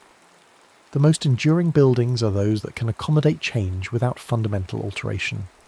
Consider the warehouses of old industrial cities, now converted to apartments, offices, studios, shops. Their generous floor heights, large windows and simple structural systems make them adaptable. What was built for manufacturing becomes housing or workplaces for creative industries. This is not always smooth. Pipes and wiring must be added, insulation installed, accessibility improved. But the bones are good, and bones matter more than skin. Some architects now design with future adaptation in mind, creating buildings with layers that change at different rates. The structure, most permanent, is made robust and simple. The skin, which may need updating as materials and technologies improve, is designed to be replaced without affecting the structure. The interior, which will certainly be reconfigured many times over the building's life, is made as flexible as possible. This approach, sometimes called long life, loose fit, treats buildings not as finished products, but as frameworks for ongoing adaptation. It is a humble vision, far from the heroic architectural gestures of the past, but perhaps more realistic. Buildings are not immortal. Even the pyramids are slowly eroding, but buildings can last longer than they often do if we design them to be maintained, repaired, and modified rather than used up and discarded. This requires different economic models, different expectations, different relationships between builders, owners, and occupants. In Japan, the traditional carpenter was called upon throughout a building's life to repair and adjust it, a relationship that could span generations. The craftsman knew the building intimately, understood its quirks and weaknesses, could diagnose problems from subtle signs. When such relationships are severed, when construction is industrialized and anonymous, this knowledge is lost. Buildings become black boxes, their occupants helpless when something goes wrong, dependent on specialists who may or may not understand the original design intent. There is a movement now to document buildings more thoroughly, creating digital models that show not just the visible surfaces but the hidden systems, the structure, the rationale behind design decisions. These models can be passed to future caretakers, preserving institutional memory that otherwise dissipates when people retire or move on.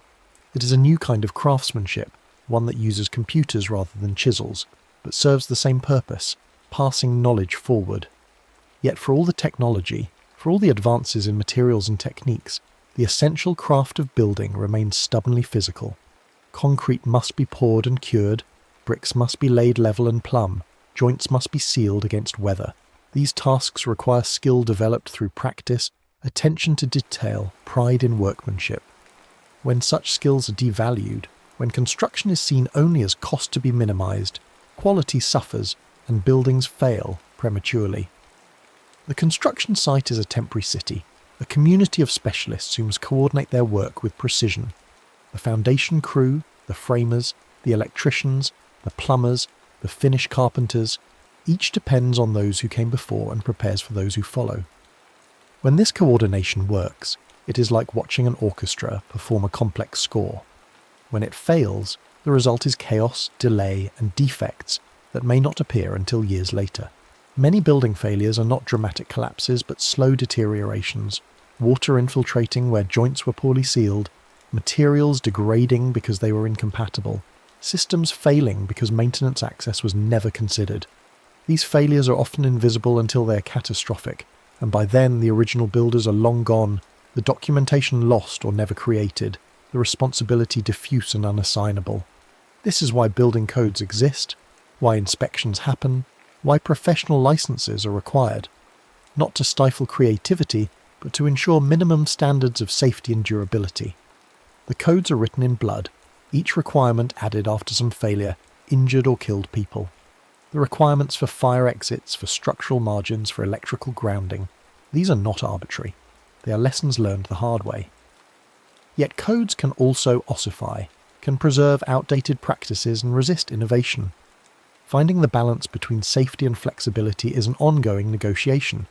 Some jurisdictions allow experimental buildings under special permits, monitoring their performance to see if new approaches work. Others are more conservative, changing codes only slowly and reluctantly.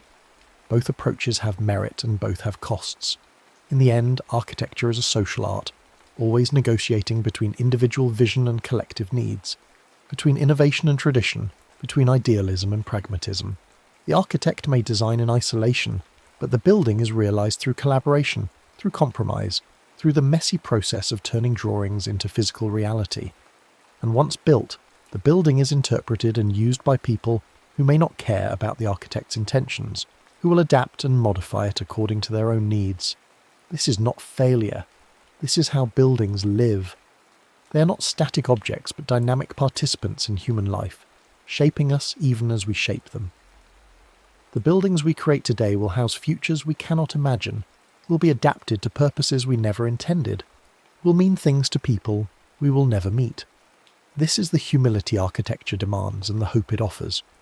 We build not for ourselves alone, but for those who follow, knowing they will change what we have made, hoping only that they will find it useful, that it will shelter them as they build their own dreams upon our foundations. The next story is about to begin. Please relax and enjoy. Before the maps were drawn and the borders carved, before the names we know today were written into treaties and textbooks, there was a continent vast and varied, shaped not by lines on paper, but by the pulse of rivers, the turning of seasons, and the slow caravan of human ambition across landscapes older than memory itself. Africa, in the ages before Europeans arrived with their compasses and their certainties, was not a void waiting to be discovered.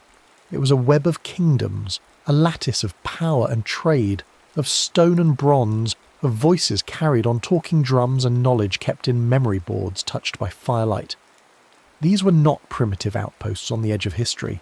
They were the crossroads of the world. To understand where these kingdoms rose, one must first understand the land itself. Africa is not one thing. It is Sahel grasslands where the horizon stretches forever under a sky the colour of bleached bone. It is the Nile Valley, narrow and green, a ribbon of life through desert vastness. It is the great rift highlands where the air is thin and the earth sometimes trembles with ancient fire. It is equatorial forest so dense the canopy swallows sunlight, where rivers are the only roads and silence is never truly silent. It is the Indian Ocean coast where monsoon winds write the calendar, bringing ships in one season and carrying them away in the next. Each landscape had its logic, its rhythm, its possibilities. Kingdoms rose where trade routes crossed fertile ground, where iron ore lay near the surface, where harbours opened to the sea, where pasture corridors allowed herds to move with the rains. Power gathered at these junctions, and from them, thrones were built. South of Egypt, where the Nile bends and the desert presses close, the Nubian kingdoms held sway for millennia. At Kerma, and later at Napata and Meroe, rulers commanded both river trade and the desert tracks that wound through stone and sand. They built pyramids, not as grand as those to the north, but numerous, stepping up hillsides in neat rows, each one a royal tomb, each one a memory preserved in stone. The people of Kush mastered iron early, their forges at Meroe producing tools and weapons that gave them advantage and influence. They worshipped Amun, the ram-headed god they inherited from Egypt but made their own, building temples where his statues watched with patient eyes. These were not Egypt's vassals. At times, Nubian kings ruled Egypt itself, their pharaohs of the 25th dynasty wearing the double crown and commanding the Nile from Napata. But even when they ruled independently, they thrived, mixing the theology of the river with traditions drawn from deeper Africa, creating a culture neither wholly Egyptian nor wholly other, but something distinct and enduring. Then came the faith of the cross, carried upriver by missionaries who spoke of a God who died and rose, of a kingdom not of this world.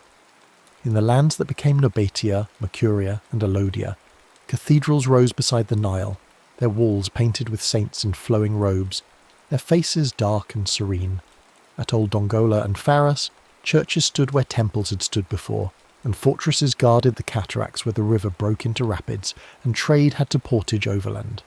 For centuries, Christian Nubia held a quiet but firm presence, negotiating treaties with Muslim Egypt that kept borders peaceful and pilgrims safe. They were not isolated.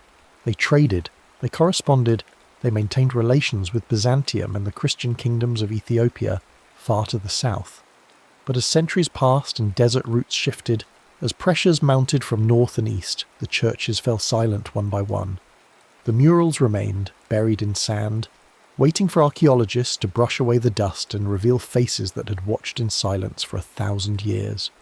To the southeast, high on the Ethiopian plateau where the air is cool and the land falls away in cliffs and gorges, the kingdom of Axum rose as a power of stone, script and sea.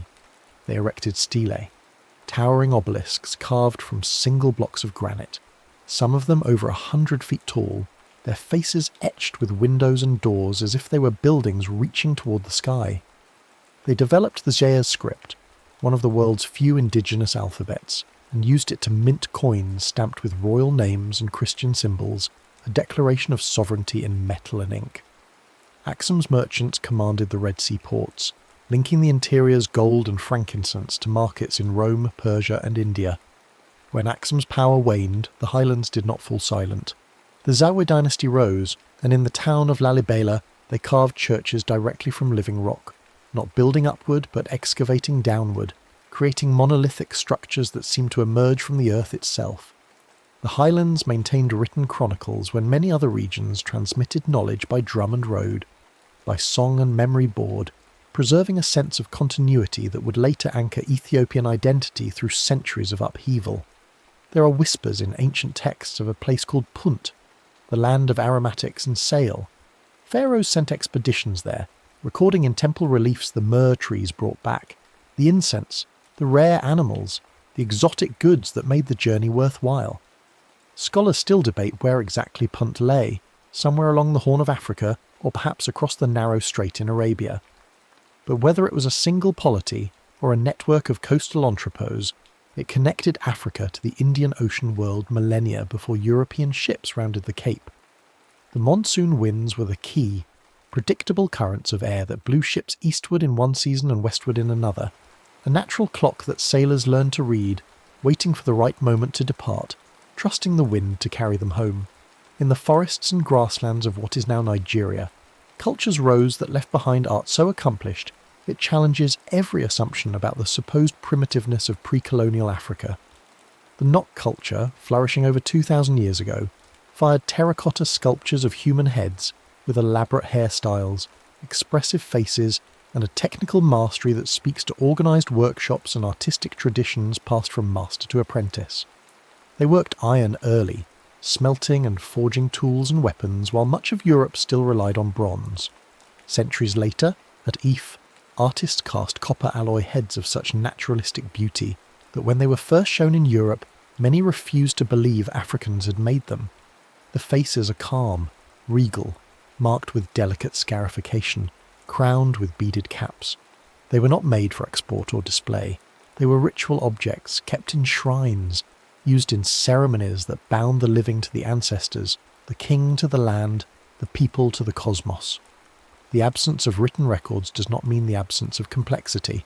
It means the complexity was encoded differently, in objects and rituals, in knowledge held by guilds and passed through initiation. To the north of If, the Oyo Empire commanded the savannah with cavalry and tributary towns. Horses thrived in the drier grasslands, and Oyo's mounted warriors could move quickly, projecting power across distances that infantry could not match. Trade caravans fed the capital, bringing kola nuts from the south, salt from the Sahara, textiles and metalwork from workshops where artisans worked under royal patronage. The city itself was a place of courtyards and drums, of markets where languages mingled, of rituals that reinforced the king's divine authority and the social order that sustained the state. To the south, in the forests where horses could not survive the tsetsefles, the kingdom of Benin engineered defences of a different kind. They dug moats and raised earthen walls around their settlements, networks of fortifications so extensive that their combined length exceeded the Great Wall of China. Inside the walls, Benin's bronze casters perfected plaques that recorded battles, diplomatic missions, ceremonies, and daily life in metal relief. These were not decorations. They were archives, history made tangible, mounted on palace pillars where they could be read like books by those who knew the visual language, passing down the story of the kingdom from generation to generation. Further north, in the Sahel where desert and grassland meet, the Hausa city-states rose as centres of commerce and learning. At Kano, Katsina, Zaria, and others, mud brick walls encircled markets busy with the exchange of cloth, leather, dyes, grain, and livestock. Scholars copied manuscripts in Arabic, preserving texts on law, theology, medicine, and history. The cities were rivals, but they shared a common culture, a common language, and a common understanding that prosperity came from trade. Caravans linked the Sahara to the forest zones, carrying goods across ecological boundaries, moving salt southward and gold northward, their routes punctuated by wells and caravanserais where traders could rest and resupply. Taxes and guilds maintained order, ensuring weights were honest, contracts honoured, and disputes resolved. It was an urban rhythm adapted to the rhythms of the Sahel, where rain was scarce but trade flowed like water. Long before the modern nation took its name, the Empire of Ghana rose in the western Sahel, though the people called it Ouagadougou. The Soninka rulers mediated trans-Saharan exchange, taxing caravans that moved gold from the southern forests, salt from desert mines, and cola nuts from the equatorial zone. The king held audiences under a great tree, the Tree of Justice, where petitioners could present their cases and merchants could negotiate terms. Stone towns like Kumbi grew large and cosmopolitan, with separate quarters for Muslims and traditional believers, interpreters who could navigate multiple languages and customs, and a court that balanced the needs of farmers, pastoralists and traders. It was a bilingual culture, adapting Arabic for commerce and scholarship while maintaining Soninka for ritual and identity. When Ghana's power waned, others rose to take its place, but the model it established, the idea that a Sahelian state could grow wealthy by mediating trade rather than producing goods, endured. East of the Niger Bend, around the shores of Lake Chad, the kingdoms of Kanem and later Bornu commanded oases, fisheries, and caravan gates, where Sahel met Sahara. Rulers at Njimi and later Ngazargamu commanded horsemen who secured tribute from surrounding peoples, enforcing a hierarchy that fed wealth upward to the capital. Islamic learning anchored the courts, with scholars advising kings, copying texts, and maintaining correspondence with other Muslim rulers across the Sahara and beyond. The dynasties were long-lived, adapting to shifts in trade routes and climate, managing resources with a pragmatism that kept the state functioning through droughts and invasions. They were not flashy empires. They were steady, bureaucratic, persistent, the kind of power that endures not through conquest but through administration. The empires of Mali and Songhai loom large in popular imagination, anchored by famous names like Mansa Musa, whose pilgrimage to Mecca showered so much gold on Cairo that it destabilized the regional economy, and cities like Timbuktu and Gao, whose manuscripts and madrasas made them centres of Islamic learning. But beneath the headlines were layers that history often forgets. Mali and Songhai were not just capitals and kings. They were provinces governed by appointed officials, ferries operated by hereditary boatmen who knew every sandbar and current of the Niger, markets where women held authority over certain trades, controlling the flow of grain and cloth while men dealt in livestock and metals. They were provincial mosques built of banco mud, their walls buttressed against rain, their interiors cool and dim, where local scholars compiled legal opinions adapted to regional customs. They were flood calendars marking when to plant and when to move herds, knowledge encoded in proverbs and passed through apprenticeship. Empires are not just courts and armies. They are the countless small mechanisms that allow large populations to coordinate action, to feed themselves, to resolve disputes, to remember who they are. On the Zimbabwe plateau, where the land rises in a series of stepped highlands, walls rose without mortar, each stone carefully shaped and fitted to its neighbour in graceful curves that follow the contours of the hills.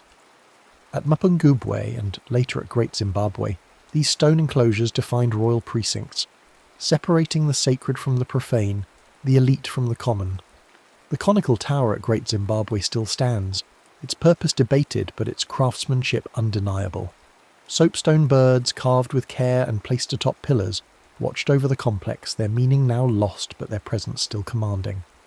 Gold moved east from these highlands to the coast at Sofala, where it entered the Indian Ocean trade.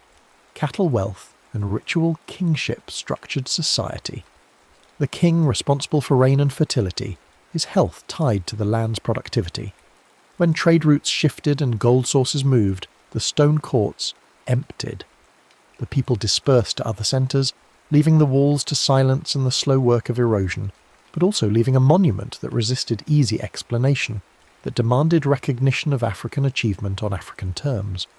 Along the East African coast, from Mogadishu in the north to Kilwa and Zanzibar in the south, coral stone towns opened to the sea like flowers turning toward the sun. They built with coral blocks quarried from offshore reefs, carving doorways with intricate patterns, raising mosques with mihrabs that pointed toward Mecca, minting coins stamped with royal names in Arabic script. These were Swahili cities, and Swahili itself was a language born of trade, blending Bantu grammar with Arabic vocabulary, creating a medium of exchange that allowed merchants from Africa, Persia, Arabia, and later India to negotiate, to marry, to create new communities that were neither purely African nor purely anything else. The monsoon winds were the clock by which they lived. In one season, dhows arrived from the north and east, their holds filled with textiles, beads, porcelain. In another season, they departed carrying gold, ivory, mangrove poles, and enslaved people. The Swahili were middlemen, translators, diplomats, their prosperity built on connection rather than isolation, their culture a testament to what happens when people meet and make something new. Along the Congo River, the Kingdom of Congo organised provinces under the Mani Congo, the King of Kings. Roads paved with raffia cloth connected villages to regional centres and regional centres to the capital. The people used nkisi, power figures carved from wood and studded with nails and blades, each one a vessel for spiritual force, activated through ritual and invocation. Shell currency and Zimbu cowries facilitated trade, their value regulated by the court.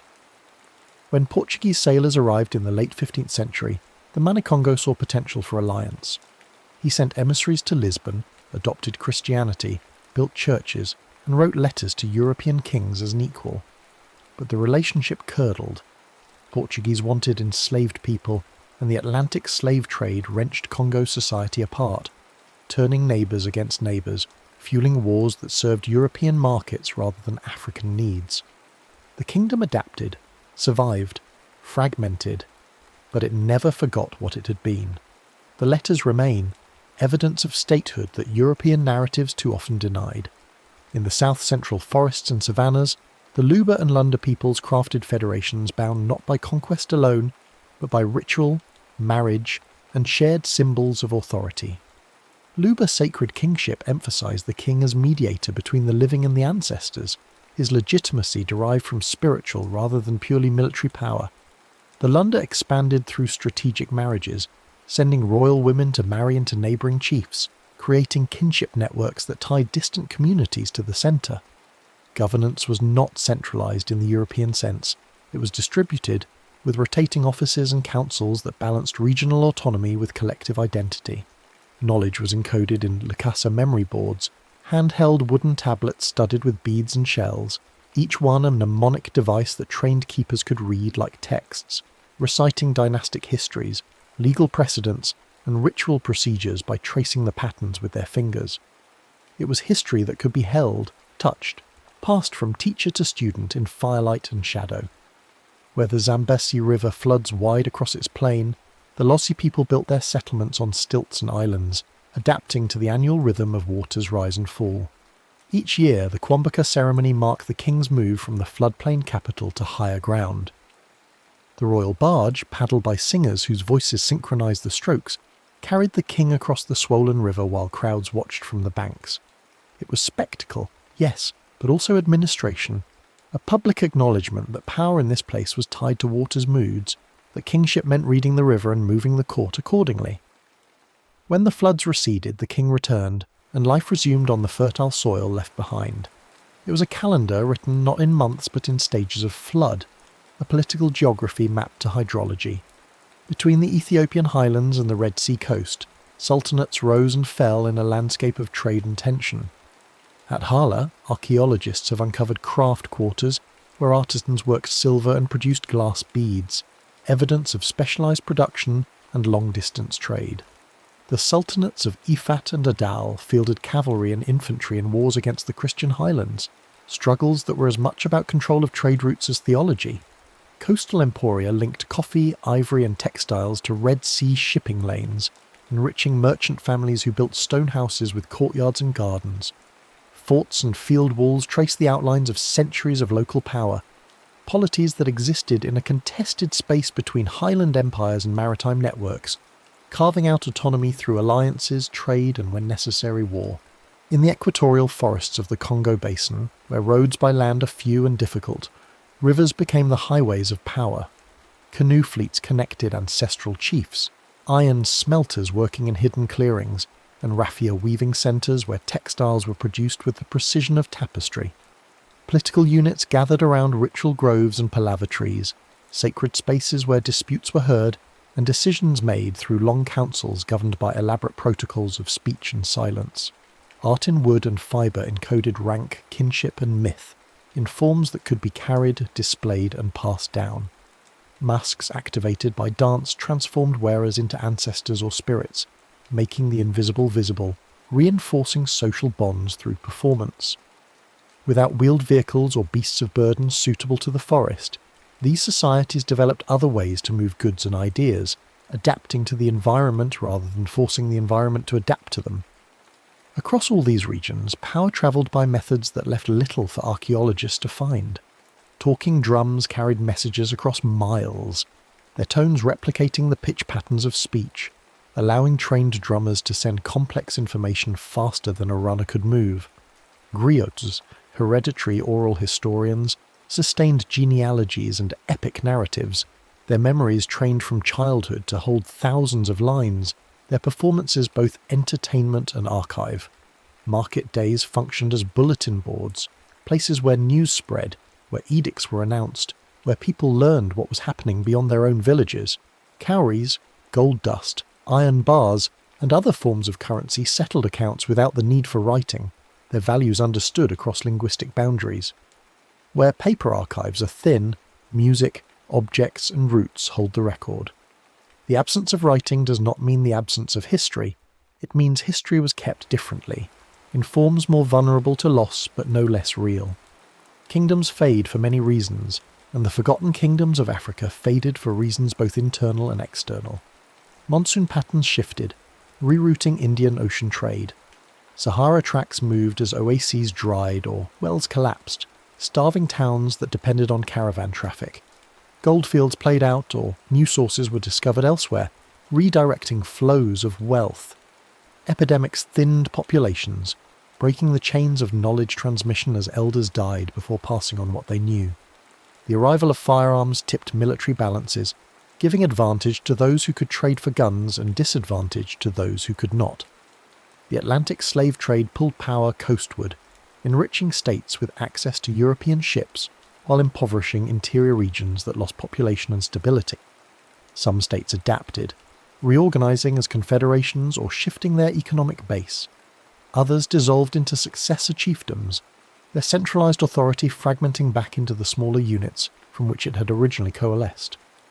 Ruins remained, silent but insistent. Oral histories preserved fragments, genealogies, and migration stories that carried the outlines of what had been.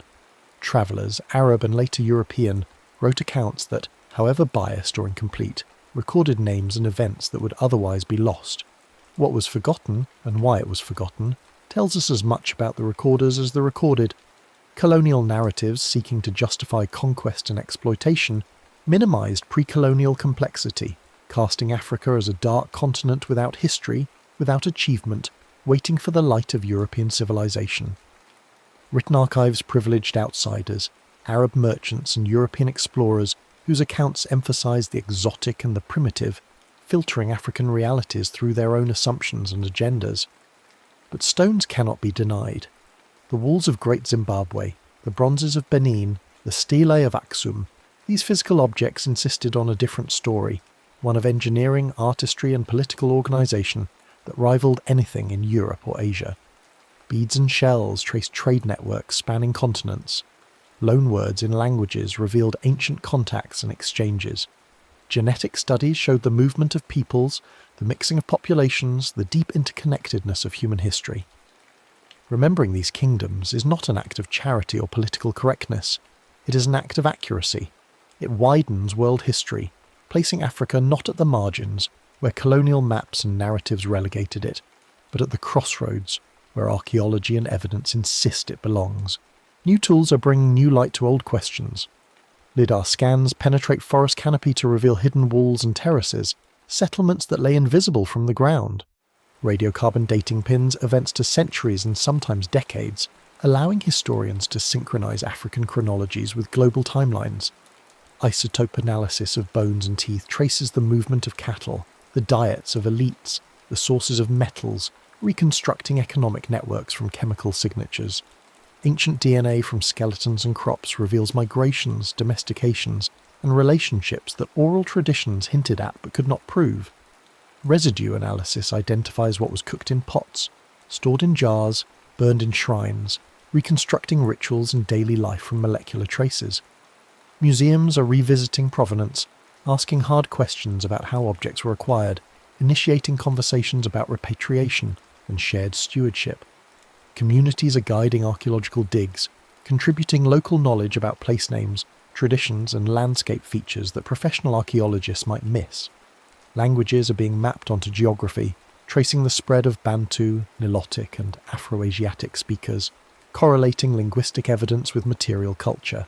Each find, each datum, restores a paragraph to a long-missing chapter, building a clearer picture not of a primitive past but of a sophisticated, interconnected, dynamic history that deserves to be known. From Sahel caravan wells to coral harbours, from granite hilltops to forest rivers, these forgotten kingdoms stitched Africa to itself and to the wider world. They were not isolated villages waiting for contact. They were empires of rhythm, anchored in place but moving with wind and water, adapting to monsoons and floods, to the slow pulse of seasons and the sudden shifts of fortune. Picture caravans at dawn, camels loaded with salt and cloth, moving toward the sound of drums that marked the next well. Picture lanterns in stone courts at dusk, where scribes copied manuscripts and merchants negotiated terms in multiple languages. Picture dhows waiting on the tide, their crews watching the sky for signs of the monsoon's turn, knowing that when the wind shifted they would sail, carrying the wealth of Africa to markets that stretched from China to the Mediterranean and back again. These kingdoms rose and fell, as all kingdoms do, but they were real, they mattered, and now, slowly, persistently, against the weight of centuries of erasure and forgetting, they are being remembered. Under the hush of rain, let their names be spoken again. Let their walls be measured, their coins catalogued, their stories told. They were here, they built, they traded, they ruled, and the land remembers even when the books do not. From Sahel caravan wells to coral harbours, from granite hilltops to forest rivers, these forgotten kingdoms stitched Africa to itself and to the wider world.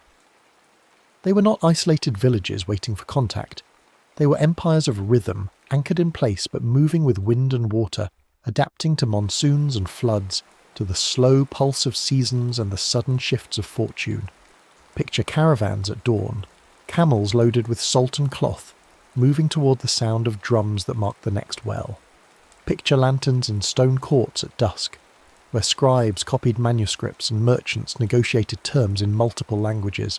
Picture dhows waiting on the tide, their crews watching the sky for signs of the monsoon's turn, knowing that when the wind shifted they would sail, carrying the wealth of Africa to markets that stretched from China to the Mediterranean and back again. These kingdoms rose and fell as all kingdoms do, but they were real, they mattered. And now, slowly, persistently, against the weight of centuries of erasure and forgetting, they are being remembered. Under the hush of rain, let their names be spoken again. Let their walls be measured, their coins catalogued, their stories told. They were here. They built. They traded. They ruled. And the land remembers even when the books do not. The rhythms of these kingdoms were not written in the ways Europe would recognise, but they were written nonetheless. In the wearing of footpaths between village and market, paths that deepened over centuries until they became roads, arteries connecting the body of commerce. In the scheduling of festivals that coincided with harvest, with flood, with the arrival of trading seasons, creating a social calendar that bound communities across distances. In the rotation of offices, the careful distribution of authority that prevented any single lineage from accumulating too much power, ensuring stability through balance rather than through the heavy hand of centralised control. In the marriage alliances that sent daughters to neighbouring courts and received wives in return, weaving genealogies that made conflict costlier and cooperation more natural.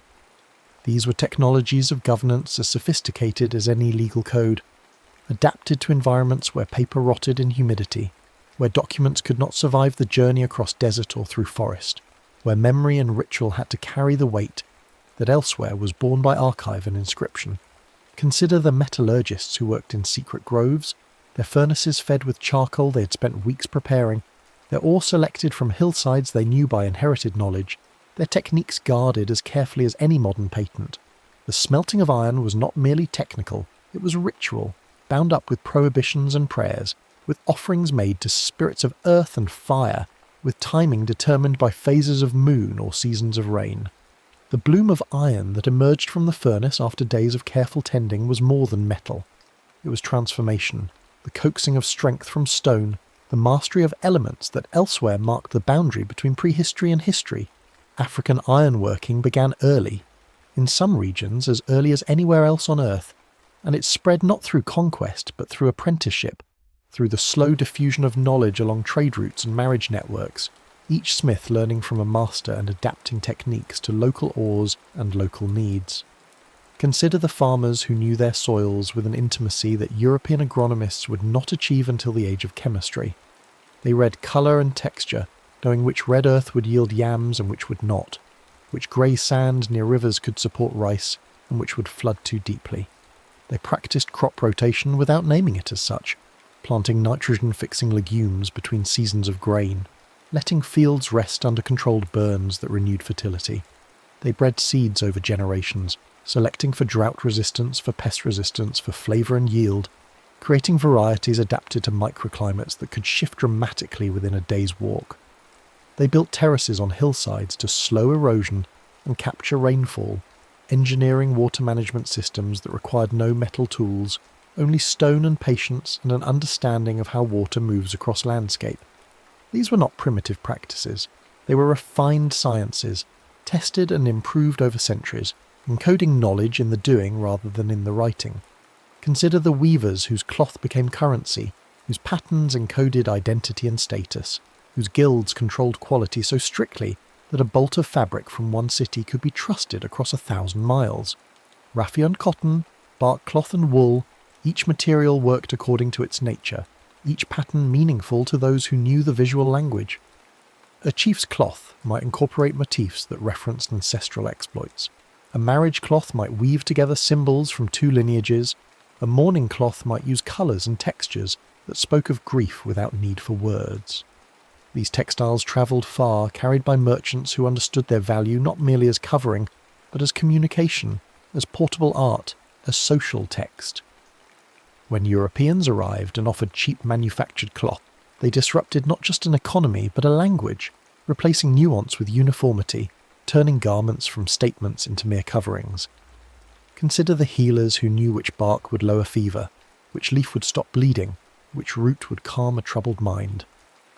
They worked without microscopes or chemical analysis, relying instead on observation refined over generations, on careful experimentation whose failures were forgotten, and whose successes were preserved in pharmacopoeias carried entirely in memory.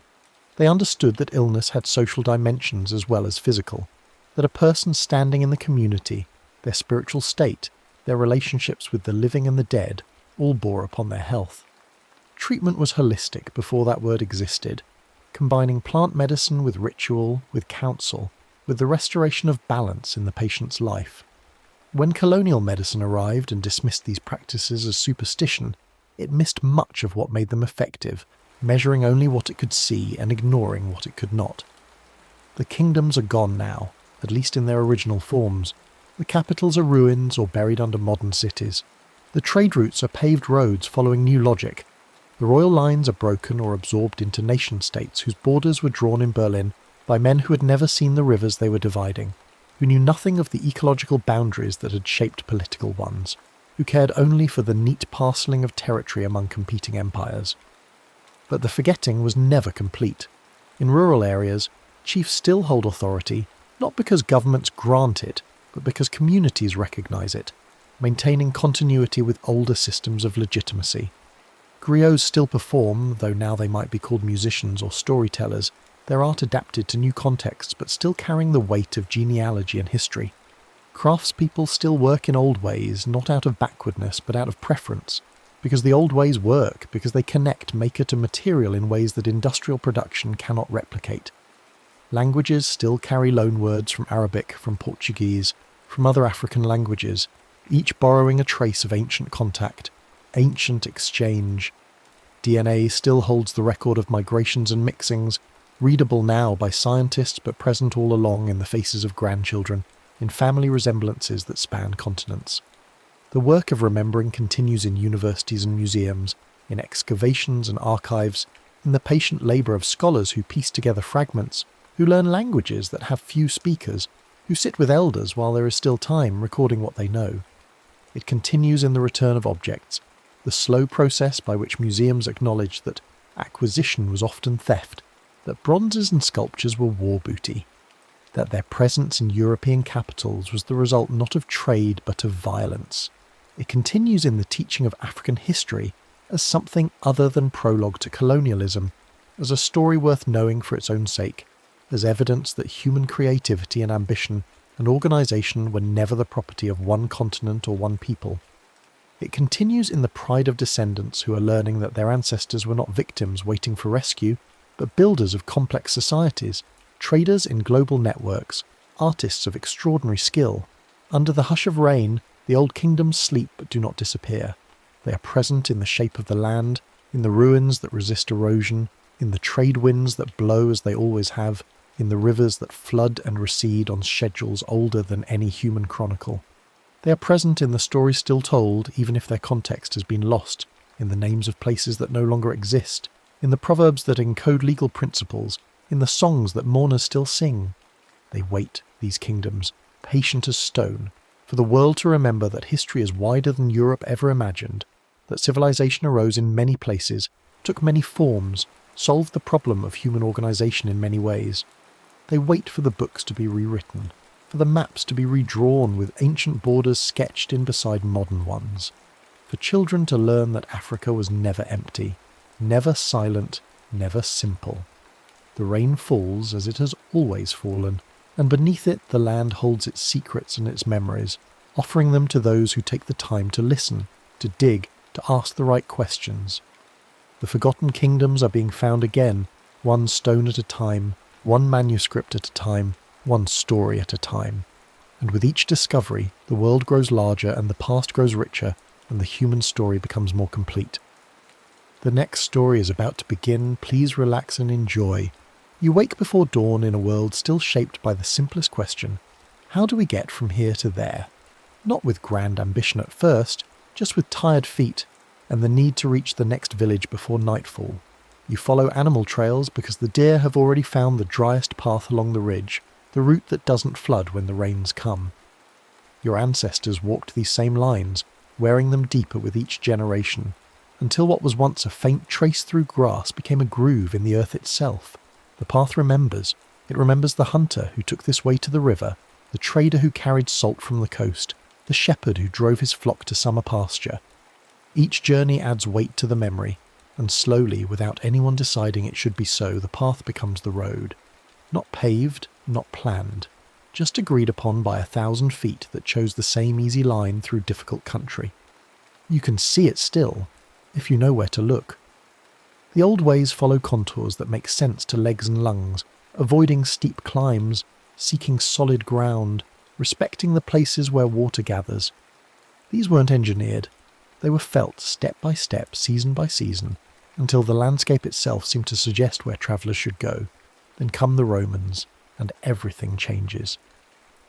They arrive with something you've never seen before, the idea that a road should be straight, that it should ignore the comfortable meander of ancient trails and instead cut across country like a declaration. You watch them work, these engineers, with their measuring tools and their absolute certainty, and you begin to understand that a road can be more than a path. It can be a statement of power. They dig first, down through topsoil to stable ground, sometimes 3 feet deep or more. Then come the layers, each with its purpose, its place in the architecture of travel. Large stones form the foundation, fitted together like a puzzle with gaps filled by smaller rocks. Above that, a layer of crushed stone mixed with lime mortar, tamped down until it rings under the workers' tools. Then gravel, compacted and shaped, and finally the surface. Flat stones fitted so precisely that water has nowhere to pool, crowned slightly at the centre so rain runs to drainage ditches on either side. You stand beside one of these roads, marvelling at how straight it is, how it seems to mock the landscape's suggestions. Hills that would have turned a traditional path are simply climbed straight up and down. Valleys are crossed at their narrowest point regardless of gradient. The message is clear. Rome goes where it wishes, and the earth will accommodate. But these roads aren't built for your comfort. They're built for legions, for the rapid movement of soldiers and supplies, for the messages that must reach distant governors without delay. Every 1,000 paces, a stone marker records the distance from Rome itself, as if the capital were the centre of the world, which to these engineers it certainly is. You learn to use them anyway, because however stern their purpose, they offer something invaluable: reliability. When rain turns traditional paths to soup, the Roman road remains solid, its drainage carrying away the weather that would trap you in mud. Along these roads, something remarkable happens. Towns begin to appear at regular intervals, each a day's journey from the last. Inns offer beds, stables shelter horses, blacksmiths repair wagon wheels.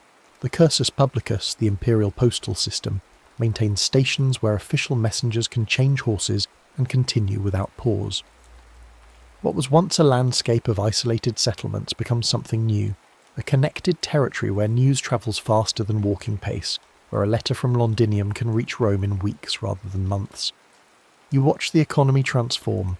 A potter in one valley can now sell to customers 3 valleys away, because the road makes the journey routine rather than adventure. Grain flows from productive farmland to hungry cities. Soldiers march to distant frontiers and return with stories, goods, and new ideas. The road becomes more than infrastructure. It becomes the nervous system of empire, carrying not just cargo but culture, law, and the very concept of a world larger than the visible horizon. But roads alone cannot remake a map. They stop at rivers, at gorges, at any gap the earth presents. And so humanity learns to build bridges, to extend the promise of the road across spaces that say no. Early attempts are cautious, simple, barely more than trees felled across streams. They work until the first flood sweeps them away, and then you build them again, learning with each failure that water will always be stronger than wood unless you can teach the wood to yield. The breakthrough is the arch, that miracle of geometry that turns weight into strength. You watch stonemasons shape each voussoir, the wedge-shaped blocks that will lock together in a curve over the river. They build a wooden framework first, a temporary support that holds the stones until the keystone drops into place, and suddenly, magically, the arch holds itself.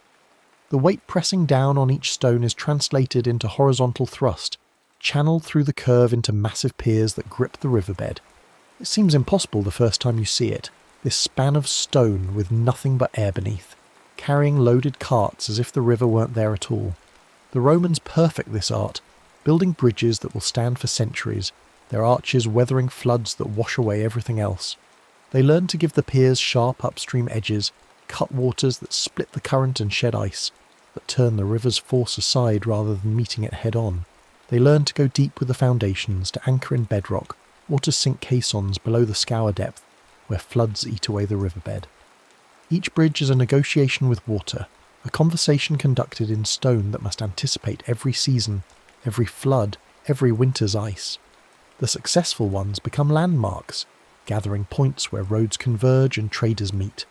A town with a reliable bridge becomes a town with a future, because travellers need not wait for low water or risk the ford.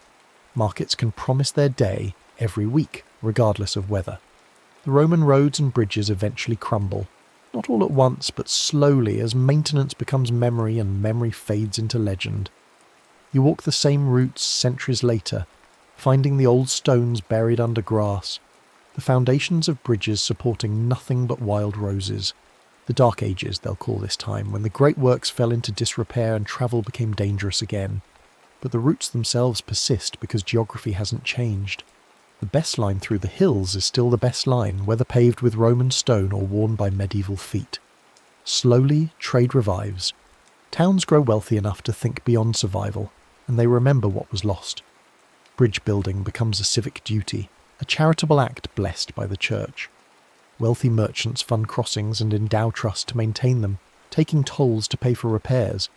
You see chapels built into bridge piers, shrines where travellers can pray for safe passage, and sometimes these bridges are named for saints, as if the holy might protect stone better than engineering alone. In places where stone is scarce or expensive, wooden bridges rise again, but this time with better understanding. Trusses distribute weight through triangulated frameworks of timber. Covered bridges protect the critical joints from rain, extending the life of the structure by decades. The bridge becomes architecture, a statement of craft and community pride, its timbers shaped and fitted with the same care a cathedral builder gives to nave and spire. By the Renaissance, something shifts in how you think about roads. Instruments arrive that can measure what eyes can only estimate. Chains and levels, theodolites and surveying tools transform road building from craft to science. You can now determine exact gradients, plot straight lines across miles of countryside, cut and fill with precision to maintain a steady grade. The gentle camber, that slight crown that sheds water to the road's edge, becomes standard rather than accident. Two names echo through this era of improvement. Telford and Macadam, though their contributions come slightly later, in the threshold of the industrial age. They understand something crucial, that a road's strength comes not from any single massive layer, but from the correct sequence of broken stone, each layer supporting the next, the whole compacted by traffic into a surface that is smooth, durable, and relatively fast to construct. The Macadam Road, as it becomes known, uses no mortar, no carefully fitted stones, just crushed rock graded from large to small, bound together by the weight of wheels passing over it. Coaching inns multiply along these improved roads, their schedules timed to the reliability of the surface. The mail coach becomes a clock you can set your life by, arriving and departing with precision that would have been unthinkable on medieval tracks. Distance begins to be measured not just in miles but in hours, and time becomes as important as geography. The world is shrinking not because it's smaller but because you can cross it faster. And then iron arrives, and with it a revolution in what a bridge can do. Wrought iron, and later steel, offers strength that stone cannot match, in members far lighter than masonry. You can now build bridges as frameworks of triangulated trusses, each member either in tension or compression, the whole structure a careful balance of forces that lets it span distances stone could never cross. Rivers that once required a dozen arches can be leapt in one or two graceful bounds. The breakthrough that captures imaginations is the suspension bridge, that seemingly impossible structure where cables hung between towers support the roadway like a harp string. The first time you see one, it looks too delicate to be real, too light to carry any weight. But the mathematics work, the cables in perfect tension, the deck hanging from hangers that space the load evenly. When the wind blows, you can see it sway slightly, and that movement is not weakness but wisdom, the structure bending rather than breaking, accommodating forces instead of resisting them rigidly. These early suspension bridges teach hard lessons about aerodynamics. The Tacoma Narrows Bridge, though it comes much later, will become famous for twisting itself apart in moderate wind, its deck oscillating in ever larger waves until the structure can no longer hold together. You'll see the footage, grainy and terrible, and understand that moving air is as much an enemy as flood or earthquake. The lesson reshapes bridge design, adding stiffening trusses beneath the deck, modifying cross-sections to let wind pass without building up destructive resonance. Concrete changes everything again. Plain concrete is strong in compression but brittle in tension, useless for spanning.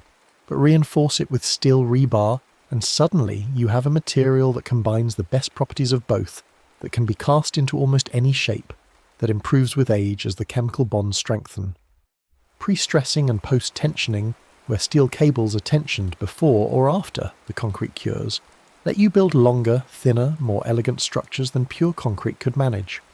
Box girders and segmental construction mean you can build bridges across valleys without filling the space below with scaffolding. Each segment is cast, lifted into place, and post tension to the previous section, the structure extending itself into space like a growing branch. Expansion joints and bearings at the supports allow for the thermal expansion and contraction that would otherwise crack rigid connections. Drainage systems, carefully detailed, ensure that water, the eternal enemy of structure, is guided away from vulnerable joints and surfaces. The highway era arrives with a roar of engines and the smell of asphalt. Roads are no longer built one at a time, but as systems, networks designed holistically with consistent standards. Design speeds determine everything else: lane widths, shoulder widths, sight distances, the minimum radii of curves.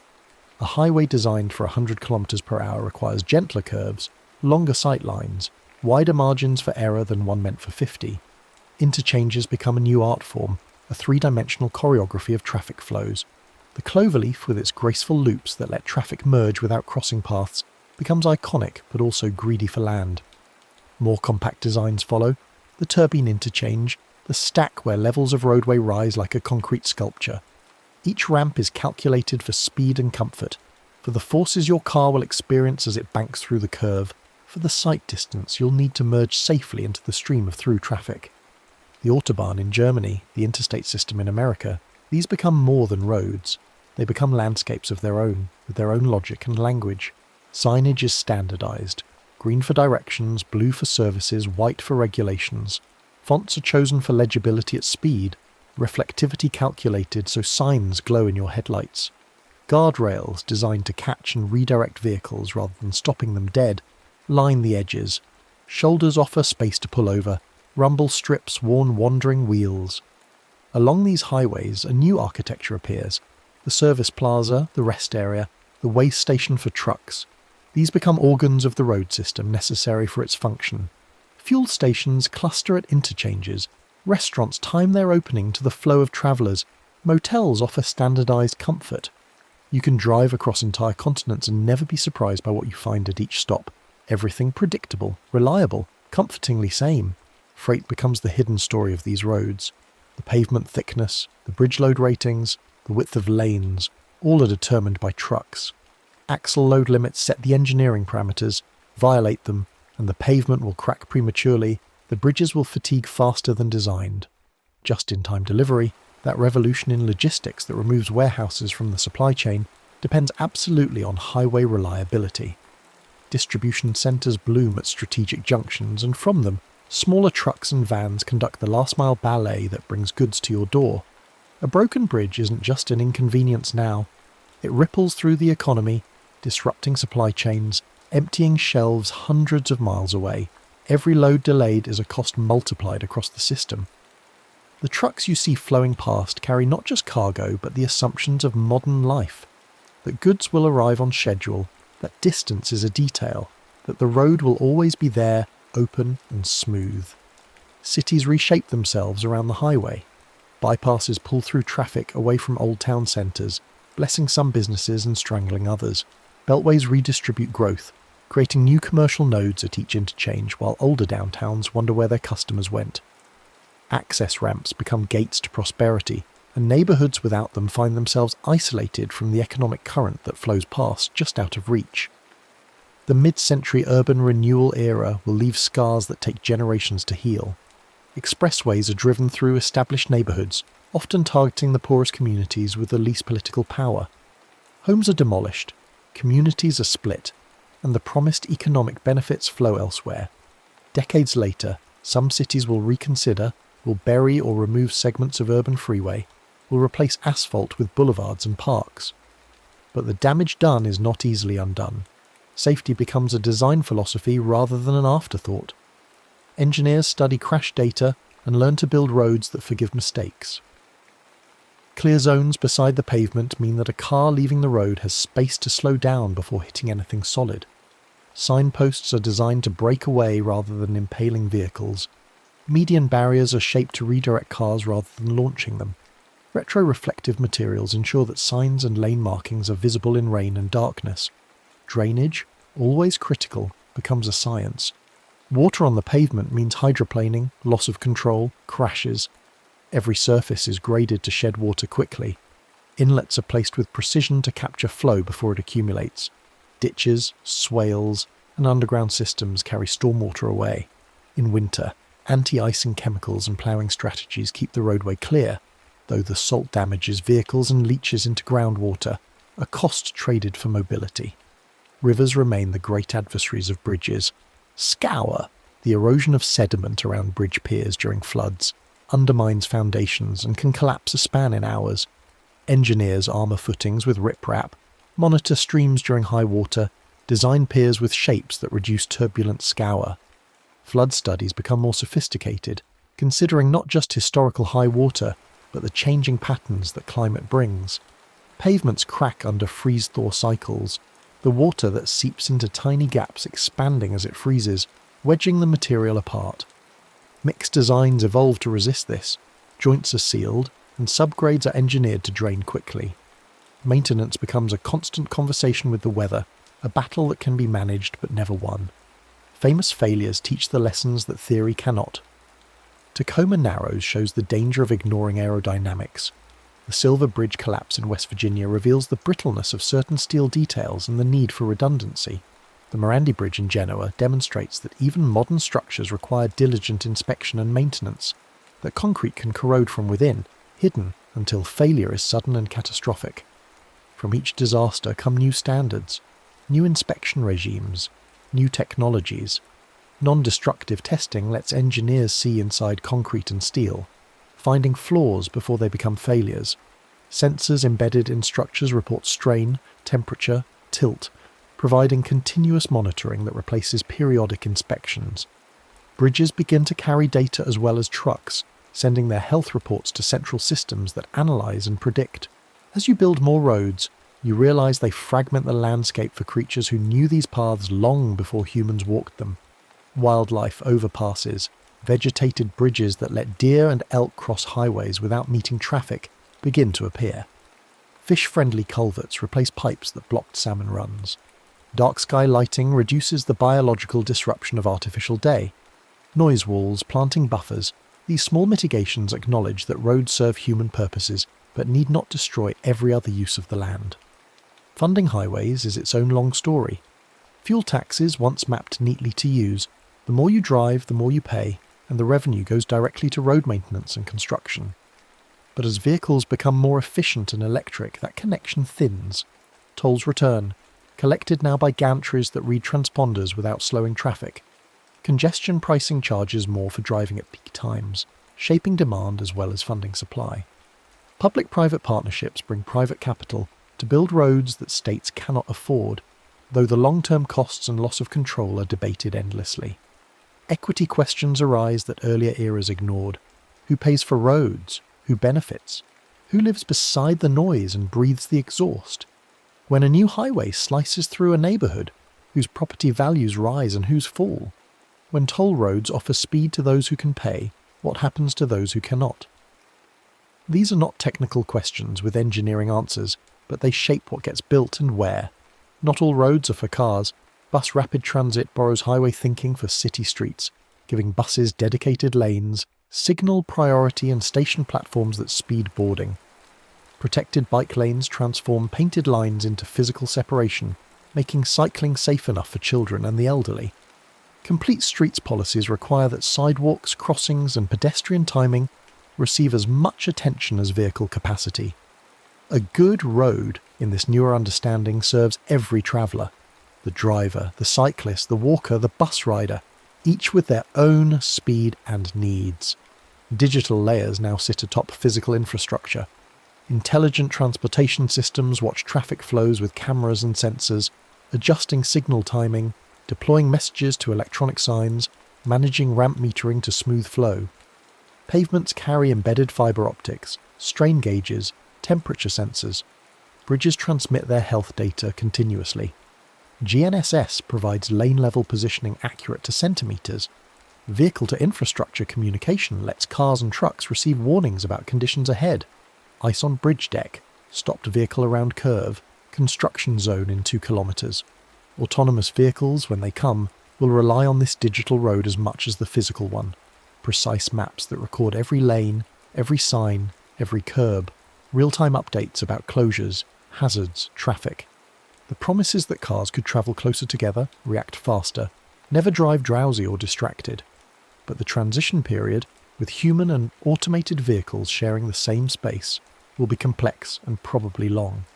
The road that worked for a century of human drivers must now accommodate a new intelligence, one that sees differently, that makes different mistakes.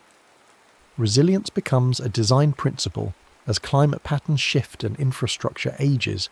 Networks survive failures by having alternate routes, so that when one bridge closes for repair or is damaged by earthquake, traffic can detour.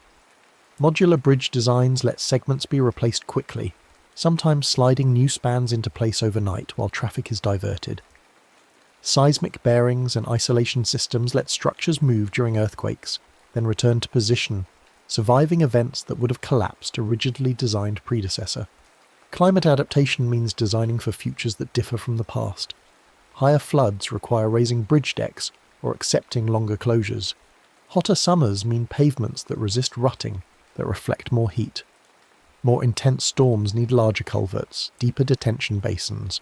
Design margins, once comfortable, become necessary. The 50-year flood now comes every 20 years, and the codes struggle to keep up. You stand beside a highway at dusk watching the flow. Red tail lights stream away, white headlights approach, each vehicle a capsule of intention, of someone going from one place to another. The road beneath them is invisible in its success, felt only when it fails, noticed only when absent. But it represents decisions accumulated over centuries: where to go, how to get there, who pays, who benefits, what is sacrificed for speed. Every alignment blesses some paths and curses others. Every bridge invites a relationship that could not exist before it. The farmer who can now reach a better market, the student who can attend a distant school, the family that can visit on weekends rather than once a year. Emergency services arrive faster. Letters become latency measured in milliseconds rather than weeks.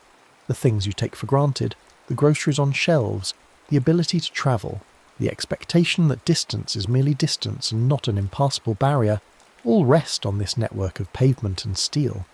The quiet power of roads and bridges is not in motion itself, but in the connections they make routine. Markets widen from local to regional to global. Ideas travel and collide and hybridize. People who would never have met become neighbours, colleagues, lovers. The map is not the territory, but roads edit the territory into something new, something that would be unrecognisable to your ancestors, who first walked the deer trails along the ridge. A road is a decision repeated mile after mile. Go here, not there. Connect these places, ignore those. A bridge is a promise kept across a space that says no. We will cross despite the river, despite the canyon, despite the cost and difficulty. From Roman pavements to steel cables, from stone arches to concrete boxes, from gravel paths to glowing gantries that read license plates at highway speed, these are tools used to edit geography itself. Under the hush of rain tonight, imagine the map without the lines and spans. Imagine the world before the road decided where to go. Every village an island, every river a border, every hill a reason to turn back. The Romans saw straight where habit saw curves, and that difference remade a continent. The bridge builder imagined span where others saw barrier, and that vision stitched economies together. You trace a finger across a map and see lines, routes, highways numbered and named. But those lines are stories of where people wanted to go badly enough to move earth, to span water, to maintain pavement generation after generation. They are promises made by one era to the next. We will keep these routes open, we will repair what weather damages, we will not let the forest reclaim what we built. Not all promises are kept. Roads decay, bridges collapse, maintenance is deferred, and eventually some routes are abandoned. Nature is patient. Given time, it will erase every trace.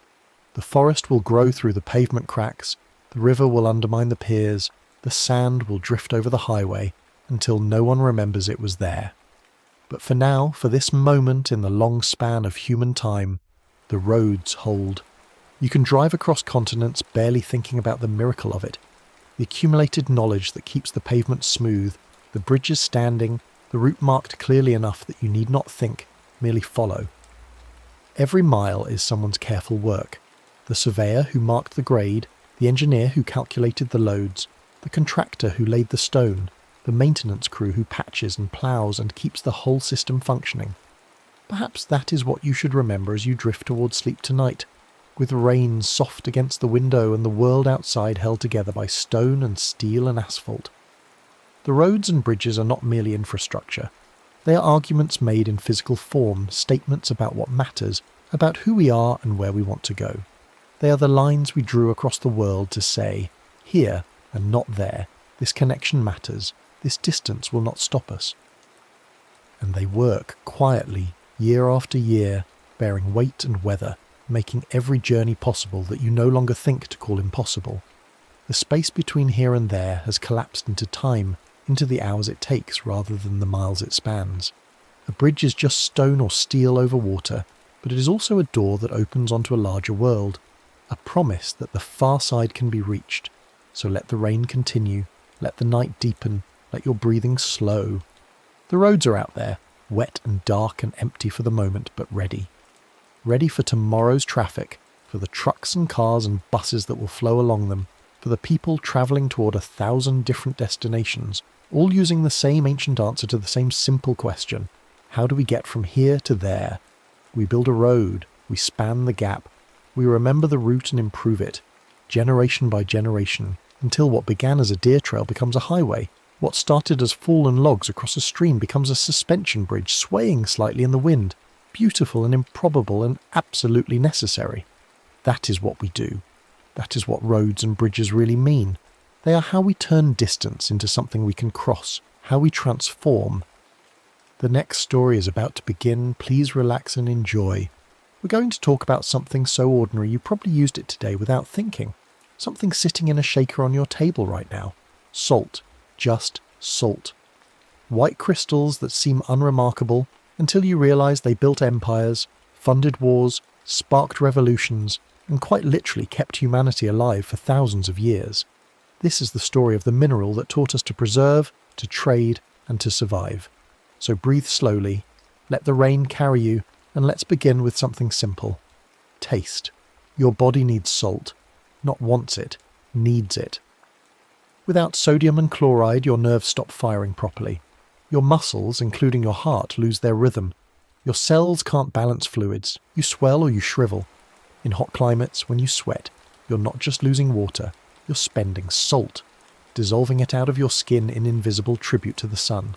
And if you don't replace it, your body begins to fail. Slowly at first, tiredness, confusion, cramps, then catastrophically. This isn't philosophy, it's biology. The earliest humans understood this not through science, but through desperation. They watched animals. Deer and elk would travel miles to lick certain rocks, tongues worn smooth over generations. Elephants would dig into cave walls, chewing mineral clay. Birds would cluster near particular streams, and people followed. They found the salt licks, the mineral springs, the tide pools where seawater evaporated and left behind glittering white crusts. These places became gathering points, then camps, then the first fragile threads of trade. Before anyone wanted spices or silk or gold, they needed salt. It was the first necessity beyond water and fire. So how did they get it? There were three main ways, and each one shaped the culture that used it. If you lived near the ocean, you learned to trap seawater in shallow pans, letting the sun do the work. The Mediterranean, the coasts of China, the shores of West Africa, all developed solar evaporation. It was slow, required flat land and consistent sun, but it was reliable. If you lived inland near certain geological formations, you might find rock salt, massive underground domes of halite left behind by ancient seas that had dried up millions of years ago. You could mine it, chip it from cliffs, scrape it from caves. Poland, Iran, the Sahara all had these deposits. And if you lived in a place with brine springs, natural wells where salty water bubbled up from deep underground, you could boil it. This required fuel, lots of it, usually wood or coal. You'd heat great kettles, evaporating the water until only salt remained. It was labour-intensive and smoky, but it worked even in forests far from any coast. Geography decided your method, and your method shaped your economy. Coastal peoples built networks of salt pans and drying sheds. Forest communities cleared wood and tended fires. Desert traders learned which oases held salt and which held only disappointment. The mineral was everywhere and nowhere, abundant in the sea, sparse on land, and always worth the effort to gather. Once people learned to gather salt reliably, something remarkable happened. They learned to preserve. Meat spoils, fish rots, milk sours, but if you coat them in salt, pull the moisture out, deny bacteria the wet environment they need, these foods last. Not forever, but long enough. Long enough to survive winter, long enough to cross a desert, long enough to sail to another continent. Salted cod could be stacked in barrels and shipped from Norway to the Caribbean. Salted pork could feed armies marching through landscapes with no livestock. Cheese rubbed in salt could age in caves, developing flavours no fresh milk could offer. And vegetables, packed in brine, carried vitamins through seasons when nothing green would grow. This was a revolution quieter than fire or the wheel, but just as fundamental. Preservation unlocked distance. If food could last, people could travel farther, stay longer, build larger settlements in places that couldn't feed them year-round. Cities grew beyond the capacity of their nearby fields because ships and caravans brought salted provisions from elsewhere. Trade routes lengthened, and salt, the enabler of all this, became valuable not just as a preservative, but as a commodity in itself. The first salt roads were just footpaths, then trails worn deeper by repeated journeys, then recognised routes with names and landmarks. In the Alps, salt from Austrian mines moved south into Italy, traded for wine and grain. Across the Sahara, slabs of salt the size of doors were loaded onto camels and walked for weeks to markets in the Sahel, exchanged for gold, ivory and slaves. In China, brine from Sichuan wells travelled along imperial roads in ceramic jars, taxed at every checkpoint. In India, coastal salt moved inland on the heads of porters, one careful step at a time, carried in baskets balanced with skill learned over lifetimes. These routes became infrastructure. Inns appeared where travellers needed rest, toll gates where rulers wanted revenue, guard posts where bandits prowled. And wherever a salt route crossed a river or met another trade path, villages grew into market towns. The flow of salt carved human geography just as rivers carved stone. Rulers noticed this, of course. Everyone needed salt. Rich and poor, farmer and king, everyone bought it, which made it the perfect thing to tax. The Chinese salt monopoly, established over 2,000 years ago, funneled massive revenues into dynastic coffers. The state controlled production, set prices, and punished smugglers with severity that would seem absurd if the stakes weren't so high. In France, the gabelle, a salt tax, became one of the most hated impositions of the monarchy. People in salt-producing regions paid less, while those inland paid exorbitant rates. Resentment simmered for centuries and became one quiet thread in the tapestry of revolution. In India, under British rule, the salt tax was both economic policy and symbol of colonial control. The Raj claimed monopoly over salt production, forbidding Indians from gathering their own from the coast they'd lived beside for millennia.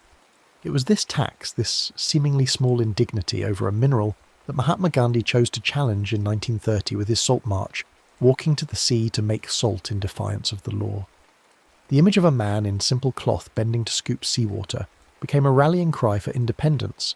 Licenses, stamps, official seals, all these bureaucratic tools followed every sack of salt through legal channels. And where law was too expensive or too slow, smugglers invented night routes through marshes and forests, dodging patrols, hiding sacks under grain or in false-bottom carts, risking fines or worse for the markup that came from scarcity. Salt and fish were partners in shaping empires, quieter partners than steel or gunpowder, but partners nonetheless. Salted fish fed armies. The Romans made garum, a fermented fish sauce, in vast coastal workshops, and shipped it across the empire. The Basques and Portuguese perfected the salting of cod, turning a plentiful fish into a durable commodity that fueled exploration of the Atlantic. Dutch herring, packed in barrels with just the right blend of salt and brine, became a cornerstone of the Netherlands' maritime economy. Scandinavian stockfish, air-dried and salted, required no refrigeration and lasted for years. These preserved fish weren't delicacies. They were calories, protein, sustenance for sailors, soldiers and city workers far from farms. Harbours rose where salt and fish and favourable winds intersected. The great port cities, Lisbon, Amsterdam, Bergen, weren't just about ships. They were about the warehouses behind the docks, stacked floor to ceiling with barrels of brine and racks of drying cod. Maritime power, the kind that built colonies and drew maps, rested quietly on this foundation of salt and preservation. Armies didn't just eat salt, they fought for it. A blockade that cut off salt works could starve a region as effectively as burning its fields. Forts were built to guard brine springs. Civil wars turned on access to salt licks, necessary not just for soldiers but for the horses and cattle that moved and fed them. During the American Civil War, the Union specifically targeted Confederate salt works along the coasts, understanding that without salt the South couldn't preserve meat for its armies. Ancient stories tell of victors sowing salt into the fields of defeated cities, a curse of barrenness. Whether this actually happened or was symbolic rhetoric, the image stuck. Salt is both life and lifelessness, necessity and weapon. Control the salt, and you control survival. Salt healed and salt harmed. Brine washed wounds, the sting a promise of cleanliness before anyone understood infection. Saline solutions rehydrated the faint and feverish, a medical use that continues in every hospital today. Pickled vegetables, cured in salt brine, carried vitamins through winters when scurvy stalked the malnourished. But the people who worked salt paid a price. Miners in underground salt domes breathed dust that scarred their lungs.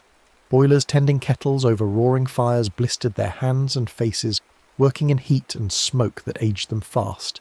And diets too heavy in salt, common in eras when preservation meant saturation, stiffened blood vessels and burdened hearts. Salt was medicine and risk in the same handful, and the line between cure and harm ran right through every kitchen and every body. The tools for making salt evolved slowly, then quickly. Early evaporation used simple clay pans, replaced over centuries by iron, which conducted heat better and lasted longer. In Europe, graduation towers appeared, massive wooden structures where brine was pumped to the top and allowed to trickle down through bundles of blackthorn branches. Wind evaporated water as the brine descended, concentrating it before the final boiling saving fuel. Canals carried coal to inland saltworks, feeding the boilers that turned brine into crystals. On coasts, tidal gates controlled the flow of seawater into vast evaporation ponds, each stage concentrating the brine until salt precipitated in dazzling white beds. Every technological improvement lowered cost, increased output, and pulled salt from the realm of luxury towards staple. What had once been worth its weight in gold became affordable enough that even the poorest household could buy a pouch. The landscapes shaped by salt are strange and beautiful. Poland's Wieliczka. Salt mine is an underground cathedral, chambers carved from halite, chandeliers of crystal, chapels where miners prayed before descending deeper. Bolivia's Sala de Uyuni is a mirror-flat salt desert, so vast and white it's used to calibrate satellites. When thin water covers it after rain, earth and sky blend, and you can walk through clouds. Egypt's salt lakes shimmer in the desert, crusts forming and reforming with the seasons. France's marshes produce sel gris, grey salt tinged with clay and minerals, prized by chefs for its complexity. Workers in these places learned rhythms deeper than clock time. They knew when monsoon breaks would flood their pans, when northerly winds would speed evaporation, when spring floods would refresh brine springs. They aligned their harvest to weather the way farmers align to soil and seed, reading the sky for permission to gather. Salt carried meaning beyond nutrition. The phrase, "not worth his salt," remembered that Roman soldiers sometimes received part of their pay in salt, or at least a salarium, a salt allowance, which is where we get the word salary. Whether this was literal or shorthand for money to buy salt, the connection between value and the mineral stuck. Salt sealed oaths. In biblical texts, a covenant of salt meant an unbreakable agreement. At tables, bread and salt welcomed guests, a gesture of hospitality that offered the essentials of life. In kitchens, spilling salt meant bad luck, countered by tossing a pinch over the left shoulder, warding off whatever malevolent force might be lingering there. At temples, salt purified offerings, a symbol of incorruptibility. These rituals weren't quaint. They were reminders, conscious or not, that this mineral kept people alive, and what keeps you alive deserves respect, superstition, ceremony. From kitchen essential to industrial chemical, salt's story took a sharp turn with the rise of chemistry. Rocky crystals went to livestock. Coarse grains cured meat. Fine powder seasoned food.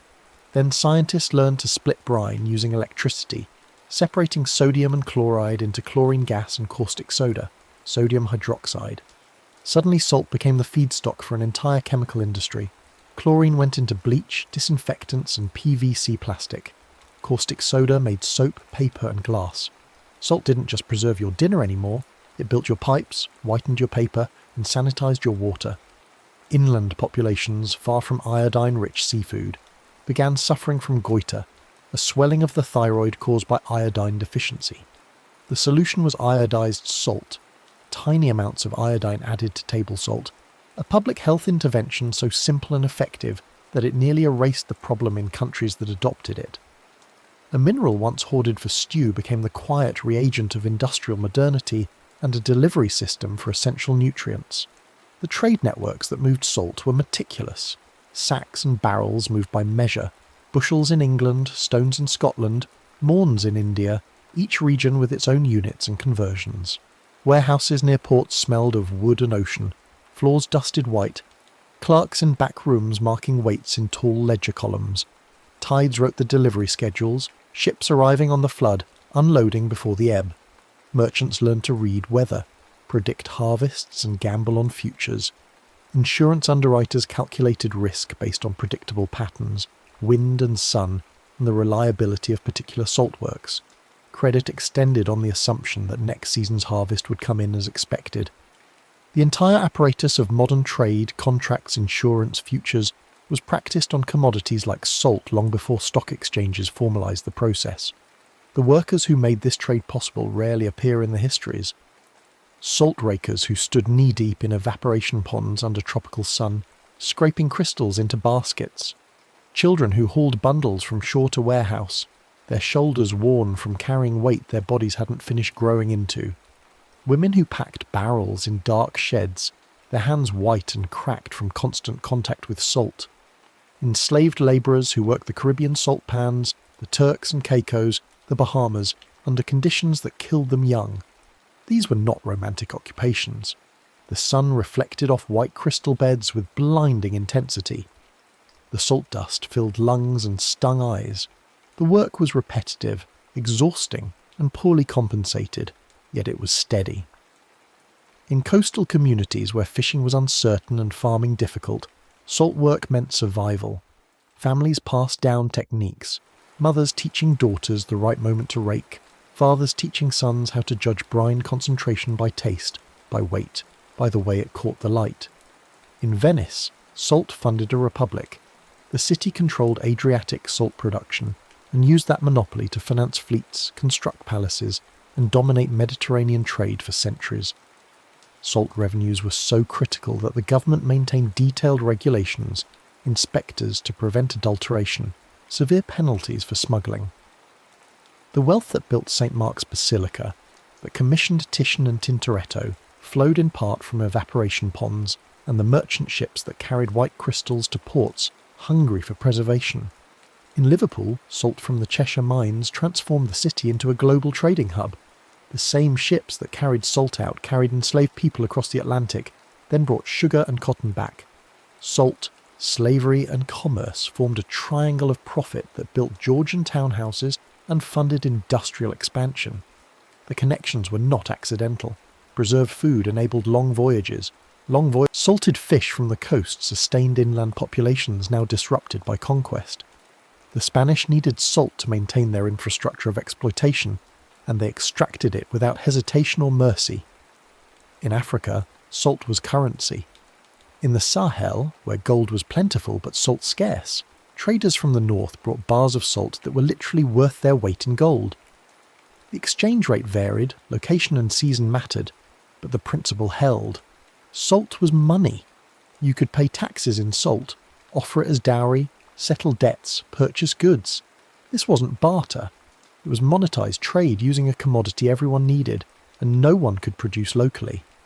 The salt caravans, Azalai and Tuareg, were massive, sometimes thousands of camels crossing the Sahara in routes that hadn't changed in centuries. They navigated by stars, by wind patterns, by the shapes of dunes remembered across generations. They stopped at wells, at oases, timed their journeys to avoid the worst heat.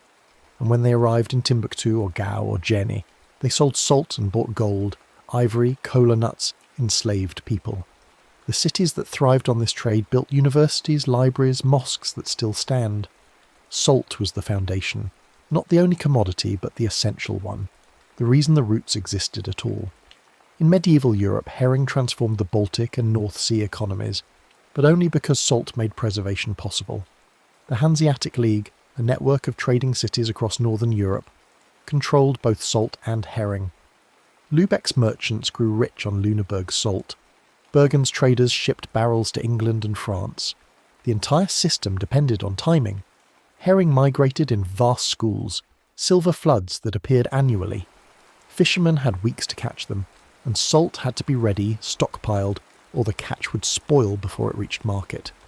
The logistics were intricate, coordinating boats, barrels, salt supplies, transport. When it worked, the profits were staggering. When it failed, when salt didn't arrive or herring didn't show, communities starved.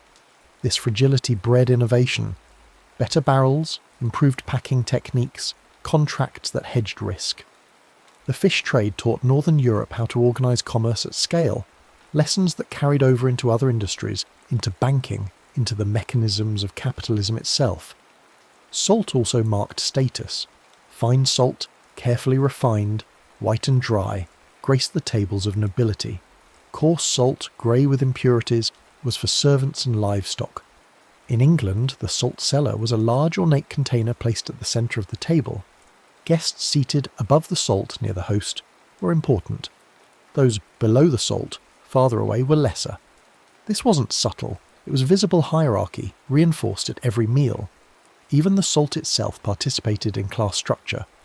And because salt was taxed heavily, its cost was artificially high, which further entrenched it as a status marker. Wealth meant access to good salt, plenty of it, enough to preserve extravagantly, to season generously.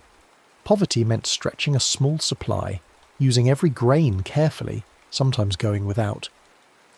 The environmental costs of salt production were real, but often ignored until recently. Coastal evaporation ponds altered wetlands, disrupting bird migrations and fish breeding. Clear-cutting forests for boiling fuel denuded landscapes. Brine spills poisoned freshwater sources. Industrial salt production in the modern era consumes energy, produces waste brine that must be managed, and contributes to the same extraction pressures as any mining operation. Yet because salt is common, because it's cheap now, these impacts rarely make headlines. We accept them as the price of keeping roads clear, of having food that lasts, of running chemical plants. The trade-off feels reasonable, or at least inevitable, but it's worth remembering that every convenience has a source, and every source has a cost. And what of the future? Salt isn't going anywhere. We'll keep using it, on food, on roads, in industry. But the conversations around it are shifting. How do we reduce road salt without compromising safety? Can we mine salt more sustainably, reclaim land afterward, minimise groundwater disruption? How do we ensure desalination doesn't just solve one problem by creating another? These aren't romantic questions. They're practical, technical, boring to most people. But they matter, because salt still matters, as much now as it did when the first human followed a deer to a mineral spring. Trace the arc. Salt led animals to lakes, mineral deposits that drew herds, and people followed. It led people to camps, then those camps became villages. It led caravans to markets, salt moving in one direction, goods moving back, creating the first long-distance trade routes. It led ships across oceans, holds packed with salt cod and salt pork, provisions that made exploration possible. It led chemists to factories, splitting brine into reagents that built industries. It led engineers to membranes, filters fine enough to separate water from salt, transforming deserts into cities. Along that entire arc, salt built towns, fed fleets, provoked protests, and flavoured every table. It funded kingdoms and toppled them. It was currency and contraband. It was ordinary and indispensable.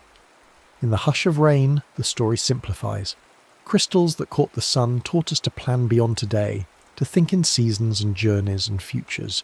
They taught us to preserve, which meant we could travel farther, risk more, imagine larger communities. They taught us to trade, because no place had enough salt and everything else, so exchange became necessary. and they taught us that even the simplest substance, something you shake onto eggs without thinking, carries centuries of effort, ingenuity, conflict and survival. Salt wasn't just part of history. It was the thread that pulled us forward, from lick to ledger to lab, from animal instinct to global trade to industrial chemistry. So tonight, as the rain continues and your breathing slows, remember that the shaker on your table holds all of this. The mine in Poland, the caravan crossing the Sahara, the Roman soldier paid in salt money, the Indian villager walking to the sea with Gandhi, the chemist splitting brine in a factory, the engineer designing a desalination membrane. They're all in there, dissolved in the white grains, invisible but present. You're tasting survival, history, rebellion, and science all at once. And perhaps that's enough reason to pause just for a moment before you season your food. Not in reverence exactly, but in recognition. That the ordinary is never quite ordinary once you know its story. That the simplest things built the world we live in, and that sometimes the most remarkable tales belong to minerals so common we forget to wonder. Let the rain wash over you. Let your eyes close. Let salt rest where it is, on your table, in the sea, in the earth, doing what it's always done. Keeping things alive, making things last, connecting people across distances they couldn't have crossed without it. The taste of survival, the mineral that built trade, just salt, just the foundation of everything. Rest now. Tomorrow you'll use it again without thinking, and that's fine. That's exactly as it should be. The rain knows, the earth knows, and somewhere deep in your body your cells know too. Sodium and chloride, balanced and necessary, keeping you alive while you sleep. Good night. Let the rain carry you. Let salt do its work. And dream, if you dream at all, of caravans and tides, of mines and marshes, of the long patient work of gathering something so small and so essential that civilizations rose and fell over the right to hold it. The white crystals remember everything. You don't have to. Just rest. The next story is about to begin. Please relax and enjoy. You're starting to notice details you missed before. Patterns within patterns that reveal themselves only when you stop trying to analyze and just let the sound wash over you. The flute in your hands feels warmer now, as if it's absorbed heat from your palms, and when you blow across the mouthpiece again, the note that emerges seems richer, more confident. You're beginning to understand something fundamental about musical instruments. They're not just tools for making sound, they're extensions of the human body, ways of amplifying and transforming the music that already exists inside you. Think about what's actually happening when you play this simple wooden flute. Your lungs compress air, your lips shape the stream of breath, your fingers cover and uncover holes to change the length of the vibrating air column inside the tube. Every part of this process connects directly to your body's natural rhythms and capacities. The breath comes from the same place as speech, as laughter, as sighs of contentment or gasps of surprise. The finger movements mirror the dexterity humans developed for tool-making and gesture. The flute isn't replacing human musicality. It's channeling it, focusing it, giving it new colours and capabilities. You're watching this principle play out across centuries of instrument development. The violin family emerges in Italian workshops, where craftsmen spend lifetimes perfecting the curves of wood that will resonate most beautifully.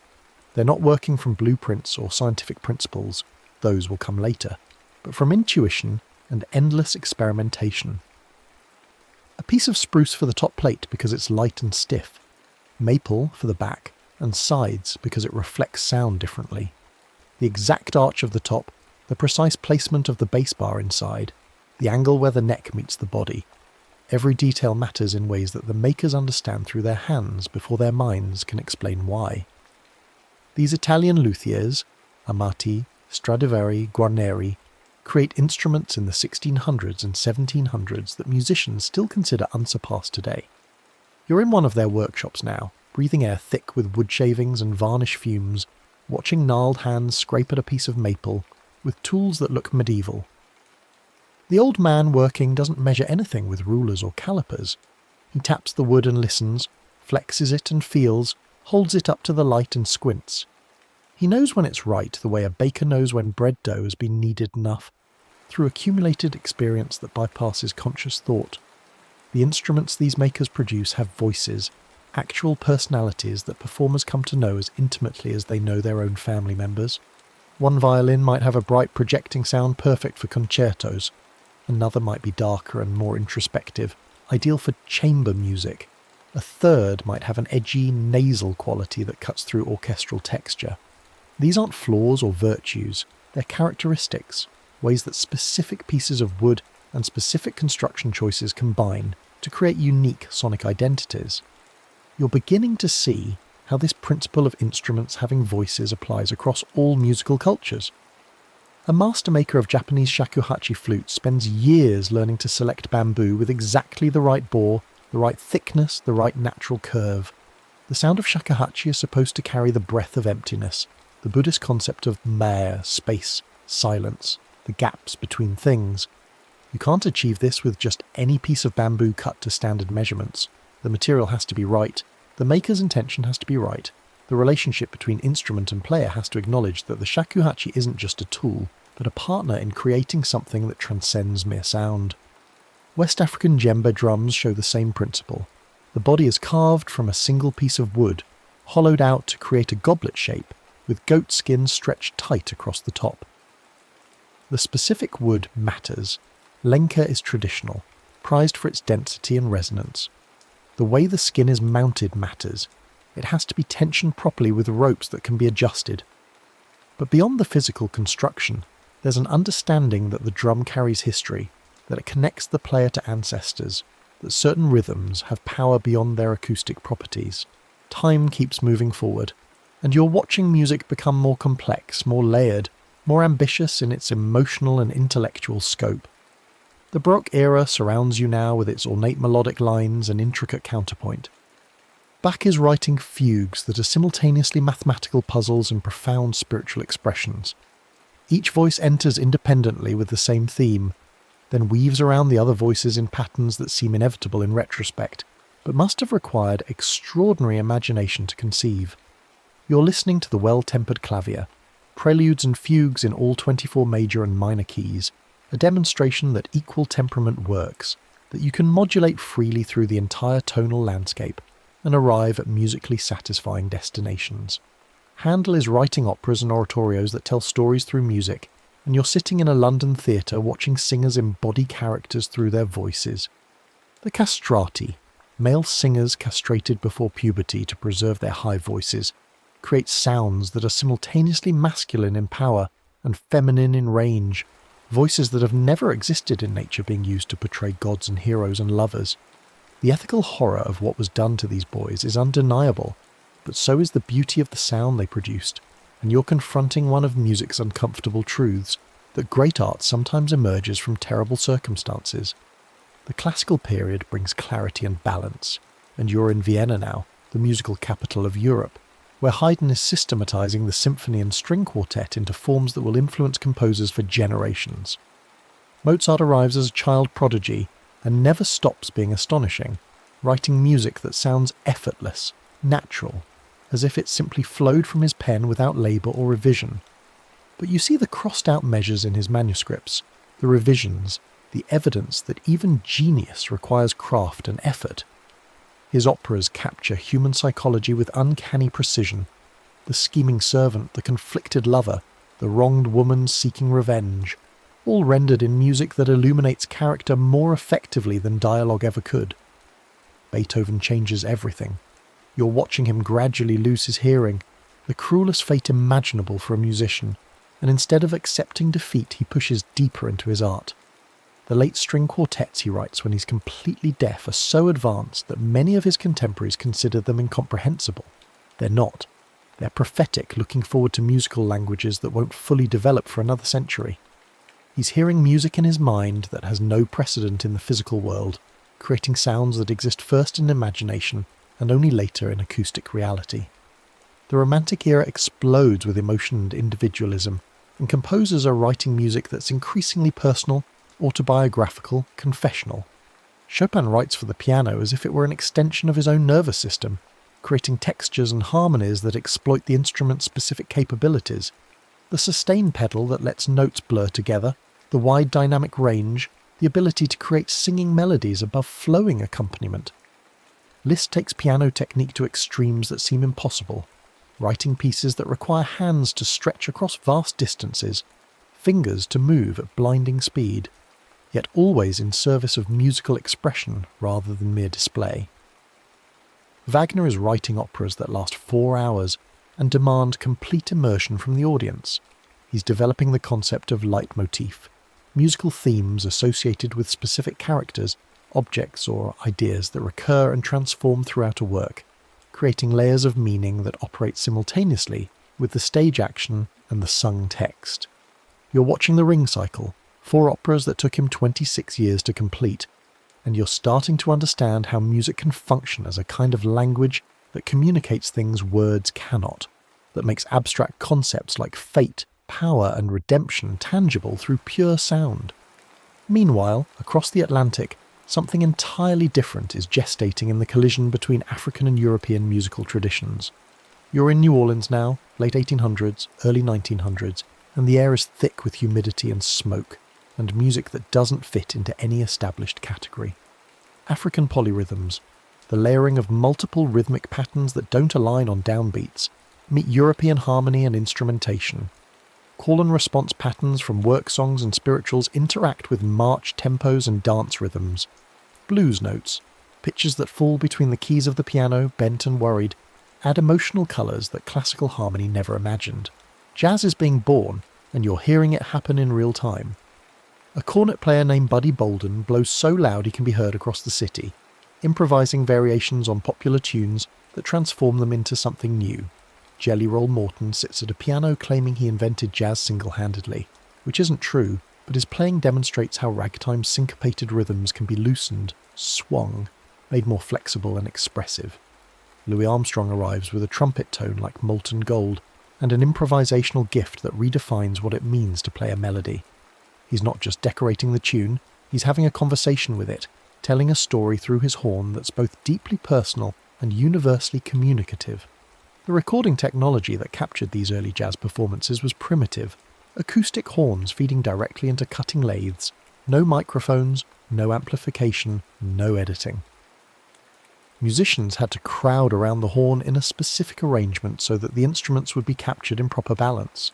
Loud instruments like trumpets and trombones stood far back. Quiet instruments like guitars were almost impossible to record effectively. The drummer couldn't use a full kit because the bass drum would overwhelm everything else, so they played woodblocks and snare drums with brushes instead of sticks.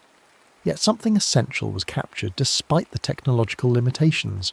You can hear it when you listen to those scratchy, hissy recordings from the 1920s, the rhythmic vitality, the collective improvisation, where multiple players spontaneously create counter-melodies that somehow fit together, the sense that anything could happen next and probably will. Jazz introduced a fundamentally different relationship between composition and performance. In classical music, the composer writes a score and performers interpret it faithfully. In jazz, the composer provides a framework, a melody, a harmonic progression, a groove, and performers use it as a launching point for real-time creation. This improvisational principle isn't unique to jazz, of course. Indian classical music has been built on improvisation for centuries, with ragas providing the melodic framework and talas providing the rhythmic structure within which musicians explore and create spontaneously. But jazz brings improvisation into Western music in a way that will permanently alter the landscape, opening up possibilities that composers and performers are still exploring today. You're watching the technology of recording continue to evolve, and each advance changes what's possible musically. Electrical recording in the 1920s uses microphones instead of acoustic horns, capturing a wider frequency range and more subtle dynamics. Magnetic tape in the 1940s permits editing. You can physically cut the tape and splice in corrections, assemble the best takes from multiple performances. Multi-track recording in the 1950s lets musicians overdub parts separately, building up complex arrangements layer by layer. Suddenly a single person can create music that sounds like an entire ensemble, recording the bass line first, then drums, then piano, then horn parts, then vocals, each pass adding another dimension to the sonic architecture. The Beatles demonstrate the artistic potential of the recording studio as an instrument itself. In the mid-1960s, they stopped touring and devote themselves to making records that couldn't be performed live, using tape loops, backwards recordings, vari-speed effects, orchestral overdubs, and whatever else they can imagine. Tomorrow Never Knows layers multiple tape loops playing simultaneously, creating a swirling psychedelic texture that had no precedent in popular music. A Day in the Life builds to an orchestral crescendo that Rites of Spring Stravinsky might have recognised, ending with a piano chord that rings for over 40 seconds, achieved by hitting multiple pianos simultaneously and turning all the volume knobs to maximum. Electronic instruments are proliferating now, and you're hearing sounds that couldn't exist acoustically.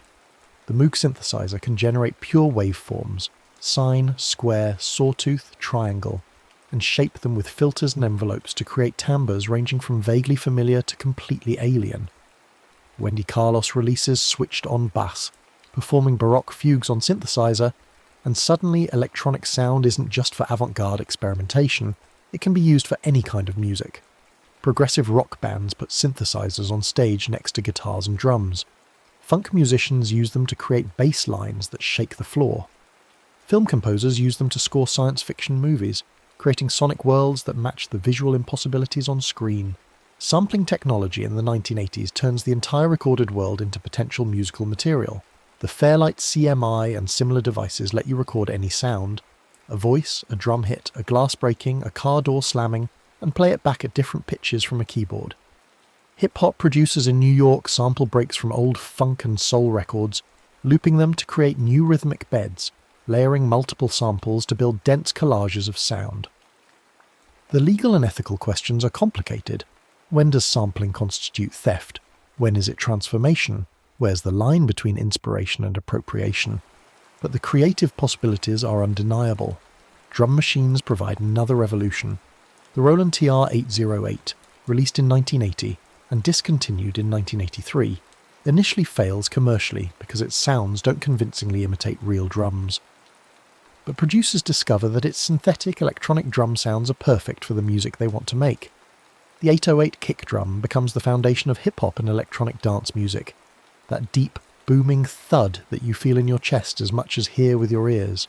The 808 cowbell becomes an immediately recognisable signature sound. Decades after it was discontinued, the 808 remains one of the most influential instruments in popular music. You're in a bedroom studio now, late 1990s, early 2000s, and you're realising that everything necessary to make professional-sounding recordings fits on a desk. A computer running a digital audio workstation, an audio interface for connecting microphones and instruments, maybe a MIDI keyboard, headphones, monitors. The democratization of music production is complete. You don't need $1 million studio to make records anymore. Teenagers in bedrooms are producing tracks that sound as polished as anything on the radio. Geography doesn't matter. A producer in Sweden can send files to a vocalist in Los Angeles, who sends them to a mixer in London, who sends them to a mastering engineer in Tokyo, all without anyone meeting in person. The internet dissolves the traditional music industry's gatekeeping power. You don't need a record label to release music. You upload it to streaming platforms yourself. You don't need radio play to reach audiences. Playlists and algorithms can surface your music to potential listeners worldwide. You don't need a booking agent to tour. You can build a fan base through social media and book shows yourself. Some musicians thrive in this environment, finding audiences they never could have reached through traditional channels. Others struggle, discovering that democratization of access means infinite competition for attention. Artificial intelligence is starting to compose music now, and you're listening to pieces generated by neural networks trained on thousands of examples. The results are sometimes surprisingly convincing, sometimes uncanny and wrong, in ways that reveal how much human musical intuition involves more than pattern recognition. Can AI create music that moves people emotionally? Maybe. Can it create music that feels necessary, that says something that needed to be said in exactly that way? The question remains open. You're thinking about all the music that's been lost, all the traditions that disappeared when the last practitioners died without passing on their knowledge, the specific ornaments that Ottoman court musicians used, the tuning systems of ancient Greece, the songs that enslaved Africans sang before their languages and cultures were forcibly suppressed. Every musical tradition that vanished took with it ways of organising sound and time that can never be fully recovered. Archives help, recordings help, but they're always incomplete. They capture the sound, but not the context, the performance, but not the culture that created it and gave it meaning. And yet music persists, adapts, survives, regenerates. Young people are learning traditional instruments, reviving folk songs, researching and reconstructing historical performance practices. Fusion genres combine elements from multiple traditions in ways that create something new while honouring the sources. The circulation of musical ideas accelerates to the point where influence becomes multi-directional and simultaneous.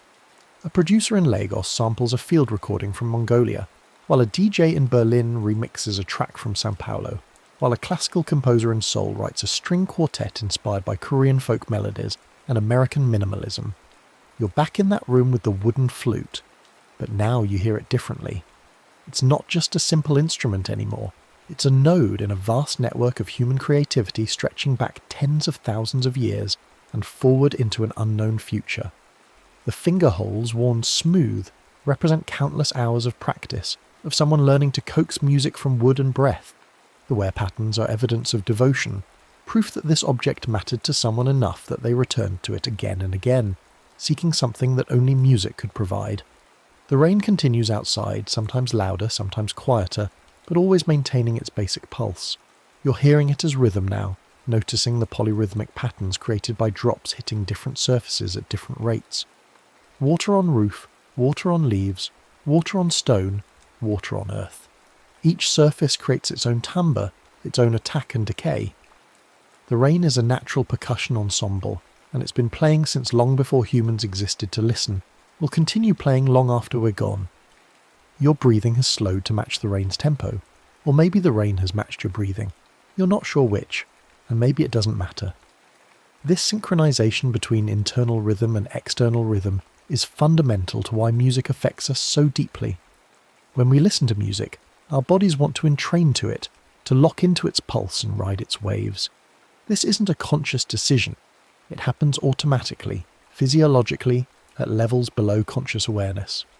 That's why lullabies work, why they've been refined over thousands of years into their current form. The tempo matches a resting heartbeat. The melodic intervals avoid dissonance that might stimulate rather than soothe.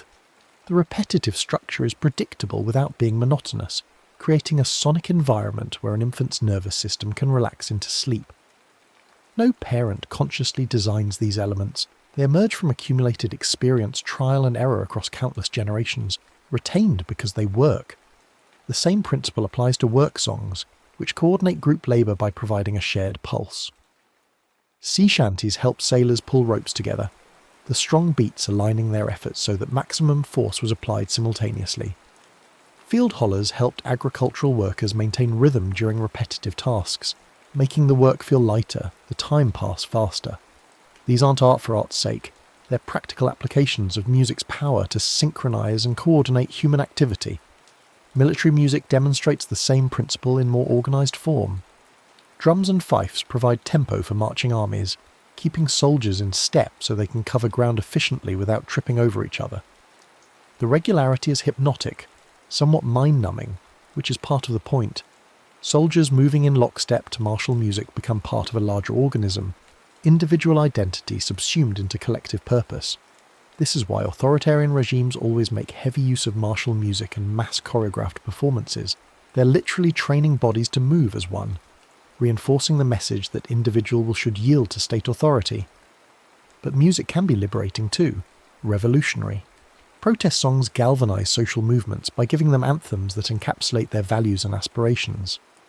We Shall Overcome didn't create the civil rights movement, but it helped sustain it, providing a musical expression of determination and hope that participants could sing together during marches and demonstrations and jail cells. The song itself is simple, almost childlike in its melodic and harmonic structure, which makes it easy to learn and remember and sing in large groups. The simplicity is the point. This isn't music as entertainment, it's music as social glue, as collective affirmation of shared purpose. You're understanding now that music's evolution has never been just about aesthetic development, about making more complex or beautiful sounds. It's always been intertwined with music's social functions, its role in binding communities, marking important life transitions, expressing collective emotions, preserving and transmitting cultural memory. The lullaby, the work song, the protest anthem, these aren't peripheral to music's story, they're central to it. Reminders that music exists in the space between people, that it's fundamentally about creating and maintaining human connections. The flute is resting across your knees now, and your fingers trace the worn finger holes one more time before you set it gently on the piano. Tomorrow you might pick it up again, might practice until you can play actual melodies instead of just simple patterns, or you might not. But you know now that the flute is there, that the ancient conversation between breath and wood is available whenever you want to join it, that you're connected to everyone who ever made music from the simplest materials and the most profound human needs. The need to mark time, to express emotion, to connect with others, to turn the raw materials of sound into something that carries meaning across the space between one person and another. The next story is about to begin. Please relax and enjoy. The rain falls softly outside, a gentle rhythm that has accompanied human settlement since the first villages formed along water's edge. Listen closely, and you might hear in that patter the same sound that drew people to riversides thousands of years ago, the promise of life sustained by flowing water. There is a pattern older than any city, older than any monument or wall, a pattern written in silt and current that explains why we live where we live, why streets run the way they do, and why certain places became centres of power while others remained empty grassland. It is the pattern of water and settlement, as predictable as the seasons and as varied as the rivers themselves. Where rivers slowed and spread, people stayed. This simple fact underlies the geography of civilization. A fast mountain stream offers little to a farmer. Its banks are steep, its floods violent and unpredictable, its waters racing past before they can nourish anything. But where a river widens onto a plain, where its current gentles and its waters spread across flat land during the rainy season, something magical happens. Seasonal floods leave behind dark, fertile soils rich in minerals carried from distant highlands. Fish spawn in the shallows and reeds fill the banks, offering food and building material. Flat floodplains welcome the first fields, then paths worn by feet and carts, and eventually streets paved with stone or brick. Villages formed first at the places where rivers could be crossed on foot, at fords where the water ran shallow over gravel bars, and at confluences where two streams joined and doubled the resources available. These villages became markets where farmers traded surplus grain for pottery and tools. Markets attracted more people, and people built walls for protection, and within those walls rose the first true cities. Grain surpluses freed some people from farming, and those people became craftsmen, priests, soldiers, and scribes. Their labour became monuments that still stand today, and through it all, water remained the quiet engine driving everything forward. The Nile created a civilization so orderly and long-lived that its monuments still inspire wonder 4,000 years later. Along the Nile's narrow green ribbon cutting through desert, the flood arrived predictably every year after summer rains fell on the Ethiopian highlands far to the south. Farmers did not plant during the flood, but waited as the waters receded, watching the riverside land emerge black and moist, ready to receive seed. They measured their fields with rope stretchers, men who pulled taut cords between markers to calculate area and settle boundary disputes. Recording yields on papyrus scrolls, scribes tracked every bushel of barley and wheat, creating an administrative system that fed millions and built pyramids. Engineers cut basins and canals to tame the overflow, directing water to fields that would otherwise remain dry, extending the growing season and multiplying harvests. Nilometers carved in stone walls read the river's height at key points along its length, and priests studied these measurements to foretell harvests and calculate the taxes each district owed. A high flood meant abundant crops and full granaries. A low flood meant hunger, and the temples would open their reserves. Barges moved massive stone blocks and mountains of grain north on the steady current that always flowed toward the Mediterranean, and when the boats needed to return south, the prevailing north wind filled their sails and carried them home against the current. It was a river so regular, so dependable in its moods, that it nurtured centralized rule under pharaohs who claimed divine authority. Priestly calendars marked the flood's arrival and recession, dividing the year into seasons named for water. Cities anchored by temples faced the water, their processional ways leading to riverside docks where the king's barge might arrive bearing tribute or departing for some provincial inspection. The Nile's reliability made Egypt possible, and Egypt's cities bore the stamp of that reliability in their straight canals, their orderly temple complexes, and their unshakable confidence that next year's flood would come as it always had. Between the quick Tigris and the meandering Euphrates, A different kind of civilization took shape. Sumerian farmers cut feeder canals from streams that were anything but predictable. The Tigris rushed, violent and swift, prone to sudden devastating floods that could destroy a season's work in a night. The Euphrates wandered across its plain, changing course over centuries, abandoning old channels and carving new ones. Both rivers carried spring snowmelt from distant mountains, but the timing and volume varied wildly from year to year. Farmers responded by building levees to guard their fields, raising earthen walls that channeled water where it was wanted and blocked it where it was not. They installed gates to ration flow, opening and closing sluices to water, different parcels on a schedule that prevented waste and ensured fairness. But irrigation on this scale brought new problems, chief among them salinity that crept into soils when drainage lagged. If water sat too long, it evaporated and left its dissolved salts behind, and after enough seasons the ground turned white and barren. Fighting this required constant vigilance, constant maintenance of drains and canals, constant administration. Clay tablets mapped parcels and ditches in cuneiform script, recording which farmer held which field and which section of canal he was responsible for maintaining. Cylinder seals pressed into soft clay-authenticated shipments of grain and certified contracts, creating a paper trail that could be checked against temple archives. Out of this hydraulic complexity rose cities that were also administrative centres, Uruk and Ur, Lagash and Nippur. They began as granaries where surplus was stored against lean years, then grew into marketplaces where goods from upriver and downriver met and were exchanged, and finally became writing cities where scribes recorded everything because memory was not enough to manage the intricate choreography of water, fields and people. Trade boats loaded with textiles and grain slid down the rivers toward the Gulf, where they met merchants from distant shores. They returned with timber from mountain forests, copper from far mines, and stone that the alluvial plains entirely lacked. Here in Mesopotamia, engineering was daily life. Canals had to be cleared of silt every year before the spring floods. Levees had to be inspected and repaired where winter rains had weakened them. Disputes over water rights occupied courts and city councils. Government often meant water management, and kings boasted on monuments about the canals they dug and the irrigation systems they expanded. The cities bore the marks of this perpetual negotiation with capricious rivers, tales built up from centuries of mud brick construction, canals radiating from city walls like spokes from a hub, and a literary tradition filled with flood myths and prayers for controlled waters. The Indus and its tributaries fed a civilization that archaeological evidence suggests was remarkably orderly and peaceful.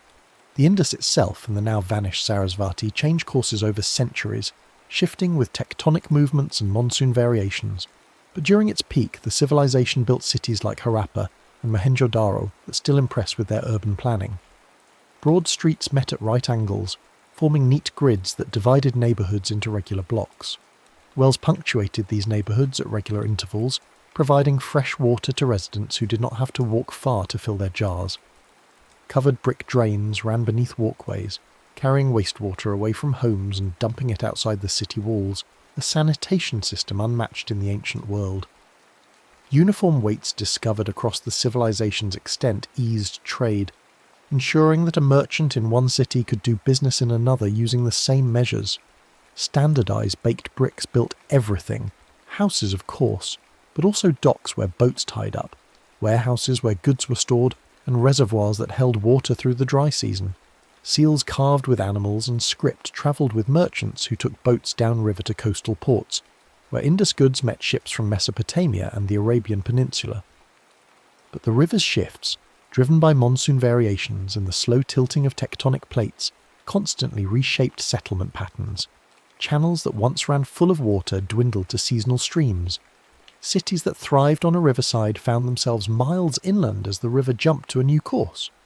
The people adapted, some moving with the channels to found new settlements, others thinning out as populations dispersed, following water to where it actually flowed. The archaeological record shows cities abandoned not in catastrophe, but in gradual decline, as if people simply walked away when the river walked away first. The grid remained, the drains remained, the wells remained, but the life that animated them followed the water elsewhere. This was a civilization shaped by monsoons and by a great river system that refused to stay put, and its cities reflect that in their orderly beauty and their eventual quiet dispersal. Loaded with fine loess, eroded from highlands far upstream, the Yellow River built its own bed higher than the surrounding plain, creating an inverted topography that demanded constant vigilance. Year after year, sediment settled from the river's brown waters and accumulated on the channel bottom, raising the riverbed while the plain beyond stayed level. Eventually the river flowed above the countryside, held in place only by levees that required constant repair and reinforcement. When those banks failed, and they did fail with grim regularity, floods leapt into new courses, remaking geography overnight and drowning entire provinces. The Yellow River was called China's Sorrow for good reason, but it was also China's foundation. States rose around hydraulic works, their power measured by their ability to mobilise labour for dike construction and repair. Granaries stored reserves against disaster years, and canals linked provinces into a unified economic system. The Grand Canal, built and rebuilt over centuries, eventually stitched north to south for more than 1,000 miles, moving grain tribute from the river valleys to the capital and enabling centralised rule over a vast territory. In chronicles and histories, good rule kept waters contained. An emperor whose reign saw stable rivers and successful harvests earned praise and confirmed the mandate of heaven. But disaster questioned legitimacy. If the Yellow River burst its banks and carved a new course, if floods killed thousands and destroyed crops, perhaps the emperor had lost heaven's favour and a new dynasty should rise. Silt, flood and repair formed the rhythm of northern cities. Every spring brought the threat of high water and the certainty of work on the levees. Every autumn brought relief and harvest, and the hope that this year's repairs would hold through the next spring. Officials who managed water systems were among the most important in the imperial bureaucracy, their decisions affecting millions of lives. Cities along the Yellow River and its tributaries bore the stamp of this constant struggle. High walls not just for defence against armies but against water, elevated platforms for important buildings, drainage systems designed to handle sudden inundations, and a tradition of collective labour that could mobilise entire populations for emergency repairs. Before paved highways crossed continents, before railways stitched nations together, rivers were the wide streets of entire regions. Barges moved bulky goods cheaply, far more cheaply than could be done by cart or on pack animals. Grain from interior farms floated to coastal cities. Stone quarried in hills moved downriver to construction sites. Timber from mountain forests rode spring floods to sawmills and markets downstream. Ceramics packed in straw and sealed in jars travelled waterways that would have shattered them in wagons on rutted roads. Ferry towns grew wherever roads met water, their docks busy with travellers waiting for boats to carry them across currents too deep or swift for wading. Tolls funded bridges where rivers could be spanned and paid for policing of waterways against pirates. Messages outran feet by hitching rides downstream, and ideas travelled with the boats that carried them. Religions spread along rivers, their monks and missionaries taking passage on merchant vessels. Scripts and writing systems moved from one river basin to another, carried by traders who needed to keep accounts in foreign ports. Units of measure and commercial practices spread with commerce, creating networks of shared convention. Architectural styles travelled too, as builders saw techniques that worked in one city and adapted them for another climate or another building material. Riverfront markets turned seasonal surpluses into urban wealth, concentrating resources and attracting craftsmen, scholars and artists. The city that controlled a key stretch of river or an important confluence could tax everything that moved past, accumulating power and population. River trade created networks that linked interior producers with coastal consumers, mountain resources with plain cities, creating economic relationships that transcended political boundaries and often proved more durable than the kingdoms that tried to control them. From river height came taxes, rations and relief, a chain of causation that made hydrology into statecraft. Egypt's nilometers were not just measuring devices but administrative tools, their readings converted into expected yields and tax assessments for each district. Mesopotamia's omen lists included omens about river floods, priests watching water levels and interpreting them through generations of accumulated observation.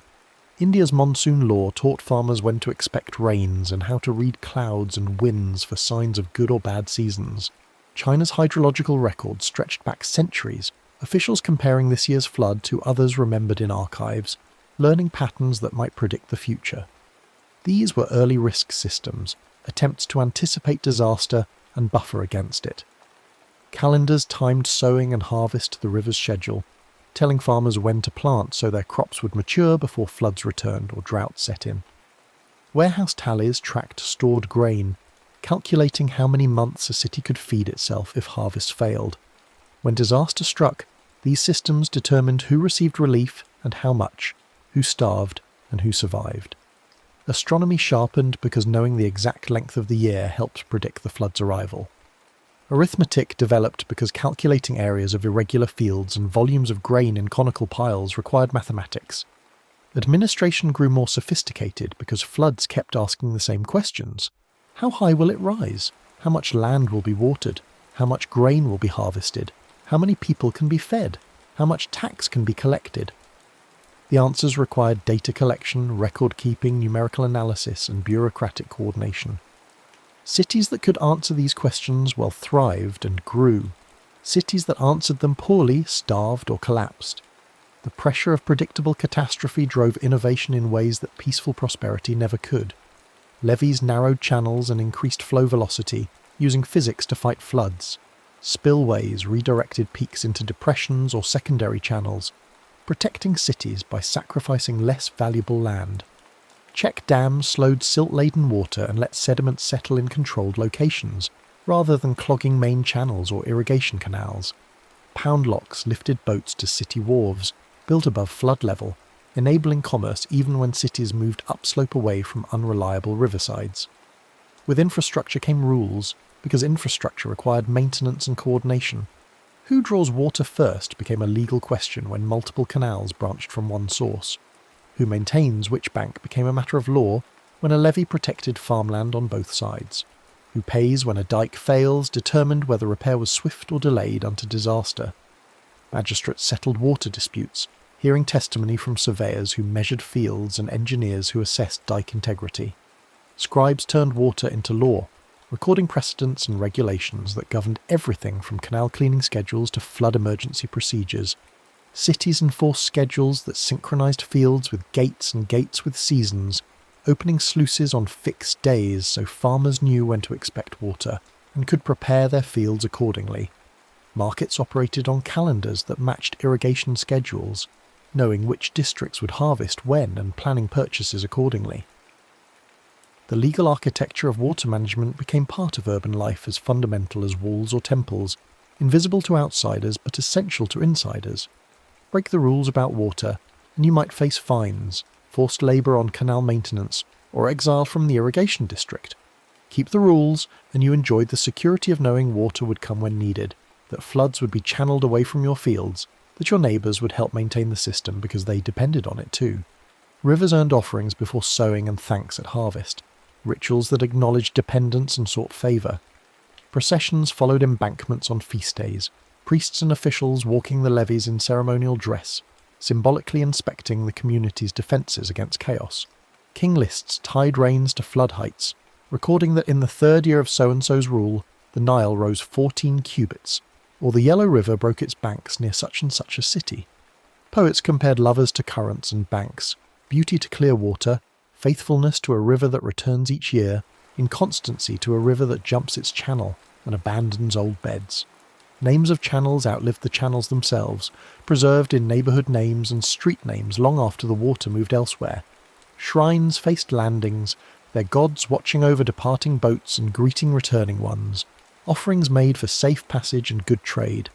Boat songs became local histories, verses added with each generation, commemorating floods and droughts, great voyages and tragic sinkings, marriages arranged between riverside families and feuds settled by priestly arbitration. The city's calendar was also the river's mood, feast days aligned with low water when travel was easy, or with high water when fields were too wet for work and people had time for celebration. Myth encoded hydraulic knowledge. Stories of gods who controlled floods teaching by allegory, what priests taught explicitly: respect the water, maintain the banks, store surplus, prepare for disaster. Memory preserved in ritual and song kept alive knowledge of previous floods, previous channel shifts, previous disasters and recoveries, creating a collective memory that helped communities survive catastrophes by remembering how ancestors survived similar events. Channels avulse when a river suddenly shifts to a new course, abandoning its old bed entirely. This happens on flat plains where slight changes in elevation can redirect flow, where a levee break during a major flood sends water pouring across the landscape, and the river follows the new path because it's easier than fighting back to the old channel. Deltas creep to sea as sediment accumulates at river mouths, extending the shoreline and changing the geography of coastlines over centuries. Tectonics tilt floodplains imperceptibly, altering slopes so water that once flowed one direction now prefers another. Ports silt up as sediment carried by the river settles in calm harbour waters, requiring constant dredging or eventual abandonment. Harbours shift miles from the first quay, new docks built where the channel now runs, while old waterfront buildings stand dry and empty. Canals lose head, as the river they drew from moves or as the land they cross subsides. Some cities follow the water with new docks and cuts, investing labour and resources to adapt their infrastructure to new conditions. Others fade inland, their walls drying above abandoned ghats, their marketplaces quiet as traders take their business to ports that still function. Archaeology reads these changes in clay layers that show when flooding stopped and in pollen grains that reveal when wetland plants were replaced by dryland species. Excavations find harbours now far from any water and canals that lead nowhere because their source vanished centuries ago. The impermanence of rivers means the impermanence of the cities that depend on them, a lesson written in ruins across every ancient river valley. Concrete pinned seasonal floods into storages and schedules when the modern era arrived with its enormous dams and its faith in engineering. Turbines fed lights back to riverfront grids, turning falling water into electricity that powered cities day and night. Irrigation sprawled across lands that had never seen agriculture, pumps lifting water to highlands beyond the reach of gravity-fed canals. But new solutions brought new problems. Salinity and trapped sediment posed puzzles downstream of the big dams. Reservoirs intercepted the silt that once replenished floodplains, and without that annual addition of minerals, farmland slowly lost fertility. Deltas starved for sediment eroded away, coastlines retreating as rivers no longer delivered the material that built them. Reservoirs drowned old towns when their waters rose behind new dams, and birthed new ones on fresh shorelines where recreation and tourism replaced farming. Remote sensing from satellites watched reservoirs breathe with seasons, their water levels rising and falling as snow melted and rains fell, or as irrigation demands peaked and waned. Computer models forecast peaks and releases, calculating optimal water management across entire river basins. Cities still depended on the old paths, but now those paths were regulated by switches thrown in control rooms, far from the rivers themselves, decisions made by engineers consulting data streams and models, rather than by watching the water itself. Urban sewers once spilled directly to rivers, turning them into open drains that carried waste downstream to become someone else's problem. Cholera outbreaks traced to contaminated water sources mapped by doctors like John Snow changed that, proving that disease travelled in water and forcing cities to take responsibility for what they dumped. Filtration plants and treatment systems cleaned water before it entered the supply, and cleaned it again before releasing it back to the river. Embankment promenades replaced malarial marshes, raising riverside land and filling wetlands that had bred mosquitoes. Storm drains separated from sewers after every flood taught the lesson that mixing the two led to disasters when heavy rains overwhelmed capacity and sewage backed up into streets and homes. Waterworks became the least visible but most important urban organs, moving unseen beneath traffic and parks, miles of pipe and pump stations ensuring that turning a tap produced clean water and that flushing a toilet sent waste somewhere it would be treated. The engineering that kept cities healthy and habitable required constant maintenance, constant investment, constant attention from professionals whose work went unnoticed, until something failed. The Nile wrote cities in a narrow line, settlements strung along its banks like beads on a thread, each city's territory extending only as far as irrigation could reach into the desert. The Tigris and Euphrates wrote cities in a web of canals and tells, settlements shifting as channels moved and as political power concentrated or dispersed. The Indus wrote cities in orderly drains and standardized bricks, a civilization that valued regularity and planning, that built for the long term with materials that would last. The Yellow River wrote cities in urgent dikes and administrative reach, settlements that existed in constant negotiation with a dangerous river, that built elaborate bureaucracies to manage the threat and harness the opportunity. Each hydrology left a civic handwriting, a signature visible in how streets ran and how rulers ruled, in how markets met and how disasters were remembered. You can still read these signatures today if you know how to look, seeing in a city's shape the influence of its river even when that river is now dammed or diverted or hidden under pavement. Former warehouses become promenades where families stroll on weekends, the old loading docks converted to cafes and galleries. Floodplains double as parks, left open to accept seasonal high water, designed to flood safely so that neighbourhoods beyond stay dry. Wetlands return to buffer peaks, restoration projects recreating marshes that were filled generations ago, recognising that the most effective flood control is often to let water spread where it naturally wants to spread. Ferries revive even as bridges crowd overhead, offering a slower but more pleasant way to cross water, reintroducing river travel as transportation rather than just commerce. Waterfronts anchor skylines again, tall buildings rising at the old edges where boats once tied up, symbolically facing the water even if actual boat traffic is minimal. The city faces the water once more, designing to bend rather than break, accepting that rivers will always flood and that the question is not whether, but where and how much. Modern cities learn or relearn lessons that ancient cities knew. Respect the water, leave room for it, work with it rather than only against it. A dam's light is a delta's darkness if flow is not shared, a principle that has sparked conflicts and treaties across borders and continents. Treaties allocate water rights, specifying minimum flows that must be released downstream to protect ecosystems and human users. Fish passages around dams let salmon and other migratory species reach spawning grounds, maintaining populations that feed both wildlife and people. Sediment bypasses attempt to restore the natural flow of silt past dams, recognising that rivers carry more than water and that downstream areas need that material. Cities learn or are forced to learn that a river is a corridor, not a boundary, that what happens upstream affects downstream, and that political borders do not stop water from flowing. What begins in mountain snow ends in someone's bread when that snow melts and waters fields. It ends in someone's marsh when flood flows sustain wetlands. It ends in someone's coast when sediment builds deltas and protects shorelines. The ethics of water use become conversations about sharing, about restraint, about recognising that rivers connect us whether we want to be connected or not. Stairs down to the water, worn smooth by generations of feet, mark where people have drawn water and launched boats for centuries. A market that opens at dawn when boats arrive preserves a rhythm established before anyone alive can remember, before written records even, continuing because it works and because tradition has weight. A street that follows a vanished bend traces a channel that moved hundreds of years ago. The street preserving the curve even though the reason for the curve is gone. Neighbourhoods oriented to water that no longer flows there. Urban forms recall old currents even when those currents have been buried under pavement or channeled into underground conduits. The rain continues its soft rhythm outside, and somewhere in that sound is the same sound that called people to riversides millennia ago. The map of each city is still a map of its river, visible or invisible, present or absent, acknowledged or forgotten.